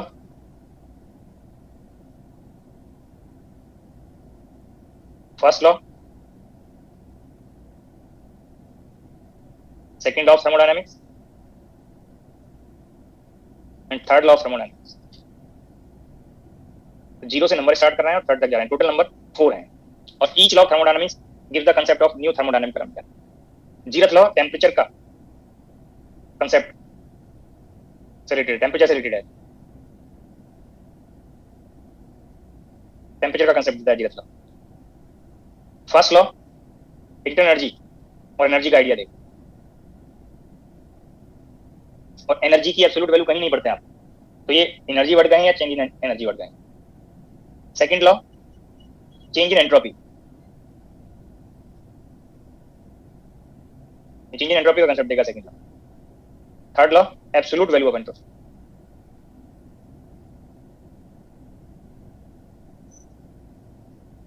तो 4 लॉज से 4 न्यू कंसेप्ट्स आपको पता चले। एक पॉइंट और आपको यहाँ पे डिस्कस करना दीज लॉज के रिगार्डिंग, डिटेल में इनके स्टेटमेंट्स क्या हैं, इनके एप्लीकेशंस क्या हैं, नेक्स्ट लेक्चर में डिस्कस होंगे। देखो जो नंबरिंग है, आप यहाँ पे फर्स्ट और ये जीरो नंबरिंग, इसका आपको रीजन पता होना चाहिए। जीरथ लॉ फर्स्ट और सेकंड लॉ के डिस्कवर होने के बाद और मोर पॉपुलर हो जाने के बाद डिस्कवर हुआ है। तो ये पॉसिबिलिटी भी हो सकती थी कि दीज लॉज के हायर नंबर पे इस लॉ को डिफाइन कर लेते, बट उसे कंसेप्चुअल यहाँ पे कंट्राडिक्शंस इंक्लूड होता है। जब आप फंडामेंटल और नॉन फंडामेंटल क्वांटिटीज पढ़ते हैं अप टू 10th लेवल, तो आप कंपेयर करें, एनर्जी फंडामेंटल क्वांटिटी में नहीं आता, एंट्रोपी फंडामेंटल क्वांटिटी में नहीं आता। फंडामेंटल क्वांटिटी टेम्परेचर है, फंडामेंटल क्वांटिटीज को आप डिफाइन नहीं कर सकते। नॉन फंडामेंटल क्वांटिटीज को आप फंडामेंटल के टर्म्स में डिफाइन करते। तो एनर्जी से पहले टेम्परेचर आना चाहिए, एनर्जी से आप टेम्परेचर डिफाइन नहीं कर सकते, टेम्परेचर के टर्म्स में आप एनर्जी को डिफाइन कर सकते। तो टेम्परेचर वाले लॉ के लिए जो नंबर है वो पहले नंबर पे आना चाहिए, बट अगर आप इसको रीनंबरिंग करते तो ऑब्जर्वर्स में, स्टूडेंट्स में डाउट क्रिएट हो जाता है कि हम ओल्ड फर्स्ट लॉ या सेकंड लॉ की बात कर रहे हैं या न्यू फर्स्ट और सेकंड लॉ की बात कर रहे हैं। आज भी आप ये ऑब्जर्व करते होंगे कुछ मिस्टेक्स आपके हैबिट में इंक्लूड हो गया है जिनको आप ओवरकम नहीं कर पाते हैं। तो लाइक दिस आपको वहाँ पे दीज पार्ट में भी डाउट होता है कि ओल्ड की बात कर रहे हैं या न्यू की बात कर रहे हैं। इसलिए एक करेक्ट वे क्या है कि आप इसको फर्स्ट से लोअर नंबर जीरो आप स्पेसिफाई करते हैं। तो ये करेक्ट ऑर्डर है नंबरिंग के लिए कि temperature, inter energy and change in entropy और entropy, these 4 laws of thermodynamics पढ़ते हैं। बट जीरथ लॉ फर्स्ट और सेकंड लॉ के बाद डिस्कवर हुआ है, बट मोर फंडामेंटल होने से इसको जीरो नंबरिंग रिप्रेजेंट किया है। तो नेक्स्ट लेक्चर में आपको ये, चाहे वो आने वाले लेक्चर में हो या उससे नेक्स्ट लेक्चर में ये डिटेल में डिस्कस हो, बट एक आइडिया मैंने किया कि इस लॉज ऑफ थर्मोडायनामिक्स से जो आपके सिलेबस में लॉज ऑफ थर्मोडायनामिक्स वर्ड लिखा हुआ है नेट के सिलेबस में, उससे मोर सिलेबस थर्मोडायनामिक्स का इंक्लूड होता है। तो जो बेसिक पार्ट मैंने फर्स्ट लेक्चर और आज के लेक्चर में डिस्कस किया है, जो भी आपको पॉइंट्स मैंने बताए आपको न्यू लगेंगे, आपको पहले से पता हो, जब भी इनका एप्लीकेशन हो आपको करेक्टली रिकॉल हो जाने चाहिए। तो दीज टू लेक्चर्स के सिलेबस को एक बार जाके जरूर रिवाइज कर लेंगे, जिससे आप करेक्टली इनको अप्लाई कर पाए। और जो 3 पार्ट मैंने पढ़ने के लिए बोला है जरूर पढ़ के आएंगे। जब कभी रिक्वायर्ड होगा तो उसमें क्या मॉडिफिकेशन है, क्या करेक्ट अप्रोच है, वो मैं डिस्कस करूंगा, तो इजीली रिलेट कर पाएंगे। लेक्चर 7 to 9 था, टाइम हो गया है सर एक बार सिलेक्ट कर स्लाइड 1 दिखा दीजिए। एक आपसे डिस्कस करना था, आपने क्वांटम के क्वेश्चन सॉल्व किए हैं नहीं? रिप्लाई करेंगे, शायद 9 या 10 डेज का डिफरेंस हो गया। जो कुछ किए सर, कुछ नहीं हो पाए। मैं स्टार्टिंग से डिस्कस कर रहा हूँ स्लाइड को। मैं आपसे जो क्वेश्चन पूछा हूँ, जिन्होंने नहीं ट्राई किए हैं जरूर ट्राई कर लें। हो सकता है कि कल के बाद जो लेक्चर हो उसमें क्वांटम मैकेनिक्स के क्वेश्चन डिस्कस हो। आप लोग क्या मिस्टेक किए हैं, या ये मान लीजिए फिर प्रैक्टिस के लिए मोर क्वेश्चन अवेलेबल नहीं होंगे। जो छूटे हुए क्वेश्चन हैं उन्हीं पर एक बार खुद को टेस्ट कर लीजिए कि आप लोग कहीं मिस्टेक तो नहीं कर रहे हैं, या आपने जो सीखा है, जो मैंने पढ़ाया है, वो उससे क्वेश्चन सॉल्व हो पाएंगे या नहीं हो पाएंगे।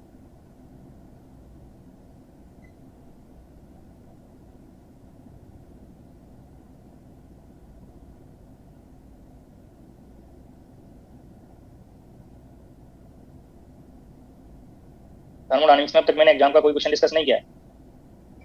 सर एग्जाम सीएसआईआर का जुलाई तक पोस्टपोन हुआ है, तो lecture video lecture recorded app में रहेंगे ना तब?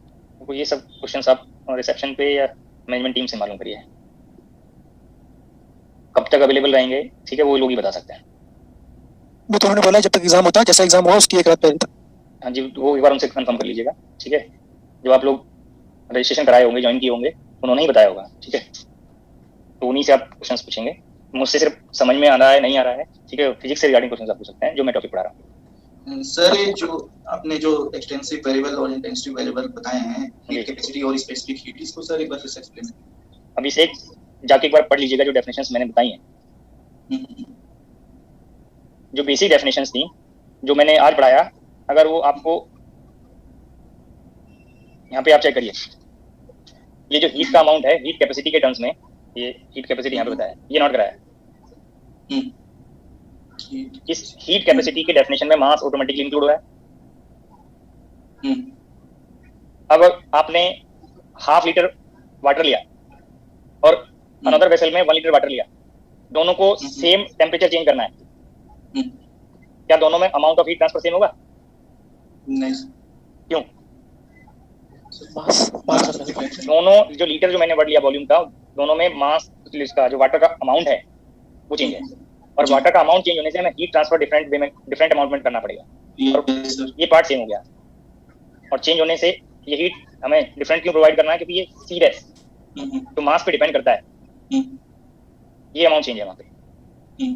अगर आपने मेटेरियल स्पेसिफाई कर दिया वाटर, तो वाटर के 1 ग्राम के लिए जो हीट ट्रांसफर चाहिए 1 टेम्परेचर चेंज करने के लिए, वो सेम रहेगा, चाहे आप फर्स्ट वेसल का चेक करें चाहे सेकंड का चेक करें। बट दोनों में जो मास कंटेंट चेंज हो रहा है उससे हीट कैपेसिटी चेंज हो गई, और हीट कैपेसिटी चेंज होने से आप इंटेंसिव और एक्सटेंसिव में चेक करिए, मास हाफ हो रहा है पर ग्राम का अमाउंट सेम है, तो मास हाफ होने से हीट कैपेसिटी का अमाउंट भी तो हाफ हो जाएगा, और जब हीट कैपेसिटी हाफ हो जाएगा तो हीट कैपेसिटी किस क्लास में जाएगा? एक्सटेंसिव में। बट स्पेसिफिक हीट इस डिवीजन से अनचेंज रहेगा, इंडिपेंडेंट रहेगा, तो इंटेंसिव में नोट रहेगा।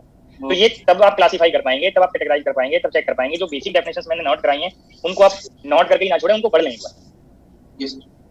कई बार लगता है कि कुछ कैंडिडेट ये सोचते हैं कि जो सर ने नोट कराया वो तो हमें आता है, मैं भी कह रहा हूँ आता है। जब मैंने थर्मोडायनामिक्स स्टार्ट किया होगा फर्स्ट लेक्चर में, मैंने आपको यही बोला होगा कि थर्मोडायनामिक्स का मोस्टली सिलेबस 12th लेवल का है। ग्रेजुएशन लेवल पे हो सकता है कि किसी यूनिवर्सिटी में थर्मोडायनामिक्स का कोई पार्ट रहा हो, बाकी ग्रेजुएशन और पीजी लेवल पे मोस्टली सिलेबस होता है स्टैटिस्टिकल मैकेनिक्स का।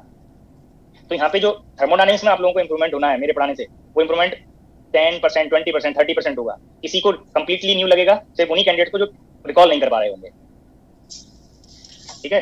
तो जो नोट कराया है वो जरूर जाके पढ़ा करिए, नहीं तो नोटबुक किसी और के लिए ही बनेगा, आप उसका बेनिफिट लीजिए। सर ये जितना भी स्पेसिफिक रिलेटेड टर्म है ये सब इसमें ही जाएगा ना, इंटेंसिव प्रॉपर्टी में जाएगा अपना। स्पेसिफिक मैंने एक कॉमन वर्ड बताया कि स्पेसिफिक का मतलब होता है पर यूनिट मास, जैसे स्पेसिफिक चार्ज की बात करते हैं, हाँ सर, ठीक है, उसी से रिलेट किया मैंने स्पेसिफिक हीट को भी। तो स्पेसिफिक में पर यूनिट मास आता है ऑटोमेटिकली। अब जो उसका न्यूमरेटर पार्ट है, अगर वो एक्सटेंसिव है तो डिनोमिनेटर तो एक्सटेंसिव है ही, हाँ सर। ठीक है, तो इंटेंसिव क्लास में चला जाएगा। सर क्वांटम से कुछ पूछ सकते हैं? क्या पूछना है बताइए।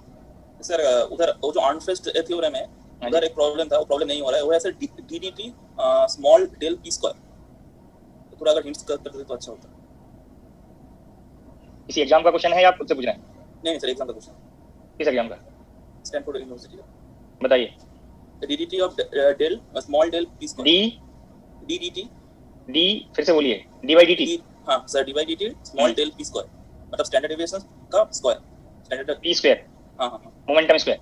हाँ हाँ हाँ तो आप क्या नाम बोले थे? अनफेस्ट थ्योरम।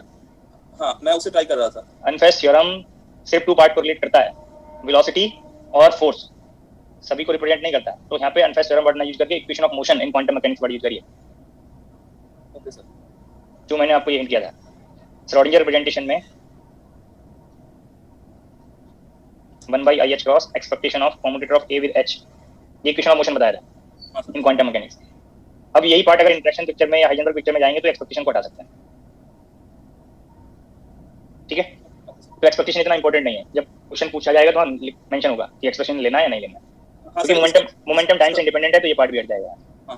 अब यहाँ पे आप चेक करिए, जो ऑपरेटर है वो डेल पी स्क्वायर है, तो डेल पी स्क्वायर यहाँ पे आप रिप्लेस कर लीजिए।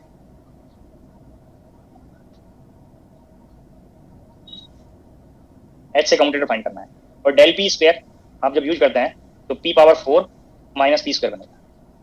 क्लियर है एक्सपेक्टेशन टर्म में? तो आप यहाँ पे रिप्लेस कर दीजिए, तो हो जाएगा। हाँ हाँ, तो सर एज का टर्म जैसे मतलब हम लोग लेते थे उसी टर्म में लेंगे। सिस्टम अगर डिफाइन नहीं है तो फ्री पार्टिकल का है तो p स्क्वायर बाई 2 समझ आएगा। अगर वहाँ पे कहा हार्मोनिक ऑसिलेटर या कोई और पार्ट का तो पोटेंशियल भी इंक्लूड करना। अच्छा सर, और सर अगर सर इधर डेल पी स्क्वायर का प्लेस में sir del X into del P होता तो उधर सर डेल पी स्क्वायर में मतलब डेल पी स्क्वायर है और एक है डेल एक्स डेल पी। ये टर्म नहीं sir, del X del P मतलब वो जो डेल पी स्क्वायर है उसका प्लेस में डेल एक्स, हाँ और डेल पी। तो इसको कोई जैसे हाँ इसको एच कट बाई 2 लेके हम लोग कर सकते हैं क्या? वो सिर्फ मैंने देखो पूरा क्वांटम मैकेनिक्स भूल जाता है, मेरे पढ़ाने का आप लोग बेनिफिट नहीं लेते, आप फिर से वो अपने ओल्ड मेमोरी पे जा रहे हैं। ये हमेशा h क्रॉस बाई 2 नहीं होता, ये जनरली बताया था h क्रॉस बाई 2, और एक आता है 1/2i। वो जनरलाइज टर्म है, वो एक्सपेक्टेशन से आप निकाल सकते हैं अगर x की कम्यूटेटर आपको पता है। हाँ सर, तो क्वेश्चन के अकॉर्डिंग आपको h cross by 2, h cross by 4 या सॉरी h क्रॉस ये आपका 3h क्रॉस बाई 2 वो क्वेश्चन पे डिपेंड करेगा। h क्रॉस बाई 2 से लेस नहीं लेना है, हायर वैल्यू। अगर आपको नॉन सिस्टम है तो मैंने वो नॉट सभी सिस्टम के लिए आपको हाइजेनबर्ग अनसर्टेनिटी प्रोडक्ट इनएफिशिएंट के लिए बताया है, वो आप यूज कर लेंगे। अगर वहाँ पे कोई सिस्टम रेफरेंस के लिए नहीं दिया है तो आप जनरलाइज रिजल्ट यूज कर लेंगे। ठीक है सर, एक क्वांटम का क्वेश्चन पूछना था। हाँ जी सर, ये जब आपने वेव फंक्शंस पढ़ाया था और इसमें जो आपने ये फाइनाइटनेस और इनफाइनाइटनेस चेक करना बताया था, उसमें आपने क्वेश्चन करवाया था कि a e to the power minus kx squared, a e to power minus kx squared। और सर इसमें आपने बोला था कि k is a real and finite constant, k is real and positive। तो पॉजिटिव नहीं बोला था, यही मुझे पूछना ही था आपसे कि ये पॉजिटिव होना चाहिए। तो जब कांस्टेंट की बात कर रहे हैं, कांस्टेंट तो ऑटोमेटिकली फाइनाइट होगा ही होगा जी। तो मतलब इसमें से फिर आपने फाइनाइटनेस चेक करने के लिए जो कहा था, तो आपने कहा था ये फंक्शन तो चेक करना फाइनाइट जी, बट k की जो कंडीशन बताई होगी वो पॉजिटिव और रियल बताई होगी। नहीं सर, ये मैंने चेक किया इस रिकॉर्डिंग में, आपने बताया k is real and finite, positive word आपने नहीं यूज किया था। पॉजिटिव ही रहा होगा, वैसा हो सकता है कि दैट टाइम पे वर्ड मिस हो गया हो। ठीक है जी, बट क्योंकि मैं आपको ये कह रहा हूँ a कांस्टेंट है, अगर कांस्टेंट हमने कह दिया तो ये फाइनाइट की चांस ज्यादा है ना। जी वही वैल्यू को हम कंपेयर कर रहे हैं, तो ये इनफाइनाइट जो वैल्यू है अगर हम इंक्लूड कर लेंगे ये पार्ट, तो फिर हम चेक किस पार्ट को करेंगे x की वैल्यू के कॉरस्पॉन्डिंग। सर ए आपने बोला था कि a can be either real और कॉम्प्लेक्स, और k आपने बोला था इज रियल एंड फाइनाइट। ये तो नॉर्मेशन कांस्टेंट है तो कुछ भी हो सकता है, कॉम्प्लेक्स फॉर्म हो सकता है जनरली, जी जी, बट k की वैल्यू रियल होगी। रियल क्योंकि आप रियल फंक्शन को इजीली चेक कर पाएंगे। जी ठीक है, तो k रियल है और पॉजिटिव कांस्टेंट है, हम इसके आगे आप चेक कर सकते हैं। हां, इस तरह के आपने दो तीन क्वेश्चन करवाए थे, सब में पॉजिटिव वर्ड मिसिंग था, तो मुझे ये करना पड़ा। नहीं, जहां पॉजिटिव की रिक्वायरमेंट होगी वहां पॉजिटिव लिया होगा। अगर कहीं पे ये स्क्वायर में हो, मान के चलिए ये स्क्वायर में हो, तो पॉजिटिव की कंडीशन की रिक्वायरमेंट ही नहीं है। जी जी, अगर k को नेगेटिव ले लेंगे यहाँ पे, अगर इस पार्ट को इस फॉर्म में, तो k नेगेटिव होने से k की वैल्यू -5 ले लिया मैं, k + 5 हो गया। जी वही तो, अब ये डाइवर्ट कर जाएगा, फिर वो प्लस इंफिनिटी हो जाएगा। तो इंफिनिटी को पॉजिटिव होना, अगर वहाँ पे ये 1 पावर में लिया हुआ है कोई कांस्टेंट को और माइनस दिया हुआ है, तो उसका फाइनाइट होने की कंडीशन और इनफाइनाइट होने की कंडीशन डिपेंड करेगा कि वेरिएशन प्लस इंफिनिटी की तरफ जा रहा है या माइनस इंफिनिटी की तरफ जा रहा है। वही बिल्कुल थैंक यू। तो सर एक चीज और थी, वो जब आपने वेव फंक्शंस को बताया था कि एक्सेप्टेबल वेव फंक्शंस कौन से होते हैं, हाँ जी, तो सर उसमें आपने बताया था कि जो लास्ट कंडीशन थी कि वो स्क्वायर इंटीग्रेबल होना चाहिए। स्क्वायर इंटीग्रेबल जी, हाँ जी बोलिए, तो सर क्या पूछना है? उसमें पूछा था सर नॉर्मलाइज होना जरूरी है कि स्क्वायर इंटीग्रेबल होना जरूरी वो स्क्वायर इंटीग्रल एक जनरलाइज वर्ड है, है जी स्क्वायर इंटीग्रल में ऑटोमेटिकली नॉर्मलाइज किया है। एक कोई क्वांटिटी आई 200, एक क्वांटिटी आई 1, एक आई 1/2, आप ये बताइए ये भी फाइनाइट है, ये भी फाइनाइट है, ये भी फाइनाइट है। अब these 3 एग्जाम्पल में चेक करिए, ये नॉर्मलाइज नहीं, बट ये नॉर्मलाइज हो गया, बट मैंने वर्ड यूज किया फाइनाइट, सारे वर्ड फाइनाइट हैं, 3 वैल्यूज। तो नॉर्मलाइजेशन कंडीशन में अगर हम इंटीग्रेशन ओवर ऑल स्पेस करते हैं साई मॉड स्क्वायर dx, तो ये मैंने नोट कराया होगा वहाँ पे फाइनाइट होना चाहिए। यस सर बट अगर ये वैल्यू 1 हो तब भी तो फाइनाइट है या नहीं? जी सर फाइनाइट है। तो मतलब अगर इसकी अब ये नॉर्मलाइजेशन कंडीशन भी बताता है। इसकी वैल्यू समझ लीजिए, ये जो इंटीग्रल है इसकी वैल्यू मान लीजिए जैसे भी आपने लिखा 200 अगर आ रही है हाँ, तो तो ये अभी भी स्क्वायर इंटीग्रेबल है, बट नॉर्मलाइज नहीं। ये एक्सेप्टेबल होगा? हाँ बिल्कुल होगा, बिल्कुल होगा। अच्छा हम जब इसको प्रोबेबिलिटी से रिलेट करेंगे, जो मैथमेटिक्स में प्रोबेबिलिटी की वैल्यूज पढ़ते हैं, न्यूमेरिकल वैल्यूज, जब हमें कंपेयर करना होगा किसी मतलब 2 ऑब्जर्वेबल के रिजल्ट को कंपेयर करना हो, या हमें एक ही ऑब्जर्वेबल है सिस्टम को स्टडी कर रहा है और अलग अलग रीजन की प्रोबेबिलिटी को कंपेयर करना हो, तब हमें नॉर्मलाइजेशन भी रिक्वायर्ड होगा, जिससे हम करेक्टली चेक कर पाएं कि 100% प्रोबेबिलिटी 1 है और किसी एक पर्टिकुलर रीजन में उस 1 के रेस्पेक्ट में कितने % चांसेस हैं, जो आप 200 से चेक नहीं कर सकते। अब अगर इस रिजल्ट को 200 से डिवाइड कर दें तो आप इजीली कंपेयर कर सकते हैं। यस बट अगर इसको इनफाइनाइट हो जाए अगर ये पार्ट, तो इनफाइनाइट पार्ट से आपको कोई इन्फॉर्मेशन नहीं मिलेगा प्रोबेबिलिटी के बारे में, क्योंकि ये फंक्शन डाइवर्ज कर रहा है। ठीक है, तो स्क्वायर इंटीग्रेबल एक जनरलाइज कंडीशन है और इस स्क्वायर इंटीग्रेबल कंडीशन का एक पर्टिकुलर कंडीशन है नॉर्मलाइजेशन कंडीशन। और कुछ नहीं कुछ? नहीं Excuse me, sir. हाँ जी। Excuse me, sir. Sir, is it possible to derive selection rules? या फिर वो totally experimental based data है? एक दिन और पूछा था सर, आप ही ने या किसी और ने? किसके सिलेक्शन रूल? नहीं सर, मैंने नहीं पूछा। सर हमारे जो मतलब एटॉमिक क्वांटम मैकेनिक्स में जब time dependent perturbation theory start नहीं होता उससे पहले किसी ने क्वेश्चन पूछा था। आप कोई नहीं सर, मैंने नहीं पूछा। हाँ कोई बात नहीं, आपने नहीं पूछा होगा। कोई एग्जाम किसके लिए चेक करना वो बताइए। सर हम जैसे जो हम जब एटॉमिक एंड मॉलिक्यूलर को पढ़ते हैं, एनालिसिस करते हैं, एल वगैरह सारे जो रिजल्ट आते हैं उसमें सर जो हमें ए और एल वगैरह बहुत बेसिक सिलेक्शन रूल की बात कर रहा हूँ, ऐसे बहुत बेसिक सिलेक्शन रूल की बात कर रहा हूँ मैं। आपने ये सिंगल इलेक्ट्रॉन सिस्टम के लिए पढ़ा होगा सिलेक्शन रूल डेल्टा एल +- 1 पढ़ा है? Yes sir, single electron system के लिए डेल्टा एल +- 1, यस सर। और इसमें डेल्टा एल 0 अलाउड नहीं होता। तो रिकॉल करिए प्रोबेबिलिटी ऑफ ट्रांजिशन जो आपको मॉड स्क्वायर टर्म में डिफाइन किया है। बाकी पार्ट थोड़ी देर के लिए भूल जाइए। T1 to T2 exponential term को भी भूल जाइए। एक टर्म आ रहा है यहाँ पे psi F V psi. Yes अब अगर ये टर्म 0 हो जाए तो ये प्रोबेबिलिटी ऑफ ट्रांजिशन 0 बन जाए। 0 आए या नियरली 0 आए, एक सेमी एम्पिरिकल अप्रोच भी है। अभी थियोरेटिकली हम जब पढ़ रहे हैं तब इसको 0 और नॉन 0 पढ़ रहे हैं, बट कई बार ऐसा हो सकता है कि इसका जो प्रोबेबिलिटी ऑफ ट्रांजिशन की वैल्यू है वो वेरी स्मॉल आए, तब एग्जैक्टली 0 नहीं है। चांसेस तो हैं बट वेरी स्मॉल चांसेस हैं। जो आप न्यूक्लियर फिजिक्स में भी फर्स्ट ऑर्डर परटर्बेशन थ्योरी या सेकंड ऑर्डर परटर्बेशन थ्योरी अगर आप अप्लाई करने लगे तो वहाँ पे जब इंटरेक्शन चेक करते हैं स्ट्रॉन्ग है इलेक्ट्रोमैग्नेटिक है, तो उस केस में कई बार ऐसा होता है कि फर्स्ट ऑर्डर में तो ना हो, सेकंड ऑर्डर में आ जाए। ठीक है, तो जस्ट मैं हिंट कर रहा था इस पार्ट पे। बाकी पार्ट के लिए थोड़ी देर के लिए भूल जाइए। तो प्रोबेबिलिटी ऑफ ट्रांजिशन 0 और नॉन 0 किस पे डिपेंड करेगा? इस पोजीशन टर्म के इंटीग्रल पार्ट पे। और ये जो मैट्रिक्स एलिमेंट है ये आपको हिंट किया इंटीग्रेशन ओवर पोजीशन स्पेस, इस परटर्बेशन में भी पोजीशन डिपेंडेंट टर्म आएगा। टाइम वाला पार्ट तो टाइम के साथ इंटीग्रल कर लेंगे, बट यहाँ पे पोजीशन के टर्म्स में आएगा। अब जो इंटरेक्शन है यहाँ पे, जो भी इंटरेक्शन होगा, जो अलग अलग स्पेक्ट्रा के लिए अलग अलग इंटरेक्शन के लिए, जैसे स्टार के इफेक्ट में कुछ और पढ़ेंगे, जीवन इफेक्ट में कुछ और पढ़ेंगे, तो ये जो परटर्बेशन टर्म है, हम मान के चलिए कहीं पे ये टर्म साइन पार्ट आ जाए इसी तरह से पोजीशन में। अब ये इंटीग्रेशन ऑल स्पेस पे ले रहे हैं -∞ to +∞। इन वेव फंक्शन की पेरिटी आपको बताया पहले से। अब यहाँ पे साइन टर्म आ जाए तो आप 0 और नॉन 0 चेक कर सकते हैं, नहीं कर सकते? कर सकते हैं। अब इस परटर्बेशन में बाकी पार्ट कांस्टेंट ले लिया, ये पोजीशन डिपेंडेंट आ जाए, एक्स डिपेंडेंट आ जाए। मैंने एक्स ले लिया यहाँ पे। अब आप ये चेक करिए जो यहाँ पे बताया जाता है सिंगल इलेक्ट्रॉन सिस्टम के लिए, जब आप आगे कपलिंग पढ़े होंगे, जो भी पार्ट पढ़े होंगे, तो यहाँ पे इसी को रेफरेंस मान के चलते हैं कि अगर कोई हम यूनिफॉर्म फील्ड ले रहे हैं, यूनिफॉर्म फील्ड में जो आप ये पोटेंशियल एनर्जी कैलकुलेट करोगे तो ये एक्स के डिपेंडेंट बनेगा या आर के डिपेंडेंट बनेगा। अब जब यहाँ से चेक करेंगे तो एक्स ऑड ऑपरेटर है और ऑड ऑपरेटर है, तो इन दोनों की पेरिटी अगर डिफरेंट हो जाए तो ये इंटीग्रेंड इवन बन जाएगा, और इवन होगा तो ये मैट्रिक्स एलिमेंट नॉन 0 बनेगा, इसका मॉड स्क्वायर नॉन 0 बनेगा, प्रोबेबिलिटी ऑफ ट्रांजिशन नॉन 0 आएगा। जो आपको पेरिटी चेंज करने के लिए +-1 लिखा हुआ है। जिस स्टेट से अनदर स्टेट में हम ट्रांजिशन कर रहे हैं तो दोनों की पेरिटी अपोजिट होनी चाहिए। -1 पावर l से बताया था कि मैंने रिकॉल करिए, बताया था नहीं कि पेरिटी आप एटॉमिक एंड मॉलिक्यूलर फिजिक्स में -1 पावर l से पढ़ते होंगे। अगर इसके लिए पेरिटी इवन है तो इसके लिए ऑड आना चाहिए। जब एक के लिए इवन और एक के लिए ऑड है, एक के लिए l मैंने 0 पढ़ लिया, एक के लिए l 1 पढ़ लिया, डेल्टा वैल्यू कितना है यहाँ पे? +1। क्लियर है? एक के लिए l वैल्यू 2 है, एक के लिए l वैल्यू 1 है, अब फाइनल स्टेट में कौन सा है, उसमें डेल्टा एल वैल्यू मान के चलिए मैंने इसको फाइनल स्टेट ले लिया, इसको इनिशियल स्टेट ले लिया, तो ये -1 बन गया। ये दोनों वैल्यूज आ रही हैं, तो आप यहाँ पे चेक करिए, l = 0 के लिए इवन, l = 2 के लिए इवन, ये इवन है, ठीक है, और ये ऑड है, दोनों की पेटी अपोजिट हुई। Yes sir. और x पावर 1 था यहाँ पे, इसलिए हमें इंटीग्रैंड को चेक करना है कि इवन होना चाहिए इक्वल अपोजिट पेटी इसमें लिमिट के लिए। तो डिपेंड करता है, हमेशा ये रूल नहीं लगे होंगे, ठीक है, यही पार्ट नहीं बना होगा। जी वन इफेक्ट में आपने जी वन इफेक्ट में ml वैल्यू पे गए हो, नॉर्मल जी वन इफेक्ट में रीजन क्या है, क्योंकि वहाँ पे आप मैग्नेटिक फील्ड सेंटर कराते हैं, तो मैग्नेटिक फील्ड सेंटर करने के लिए अगर यूनिफॉर्म फील्ड है तो -μ.b अप्लाई करेंगे यहाँ पे, और μ.b में अगर b आपने z एक्सिस के अलोंग अप्लाई किया तो बोर मैग्नेट्रॉन में यही वैल्यू ml के टर्म्स में चला जाएगा। तो ml से तब आप चेक करेंगे यहाँ पे मैग्नेटिक में ये वैल्यू ml पे कंडीशन चेक करेंगे तब ये मैट्रिक्स एलिमेंट नॉन जीरो बनेगा। वो पार्ट आप वहाँ पे पढ़े होंगे, ml वैल्यू 0 और +-1 होना चाहिए। जब आप इसमें इंक्लूड कर लेंगे तो एनोमलस फील्ड स्ट्रेंथ के अकॉर्डिंग ml और mj पार्ट पे चेक किए होंगे। इसी में पास्चन बैक इफेक्ट भी पढ़े होंगे, जब आपने ms के लिए अलग से कंडीशन अप्लाई करी होगी। ये पॉइंट क्लियर कर पा रहा है? Yes sir. तो ये हाइपोथेटिकल नहीं है, ये एक्सपेरिमेंटल नहीं है, टाइम डिपेंडेंट परटर्बेशन थ्योरी का एप्लीकेशन करके हम सिलेक्शन रूल निकालते हैं जो एटॉमिक एंड मॉलिक्यूलर फिजिक्स में डायरेक्ट फिक्स होता है। डाउट एलिमिनेट हुआ? और पूछना है किसी को? No sir. मैं एग्जिट करता हूँ।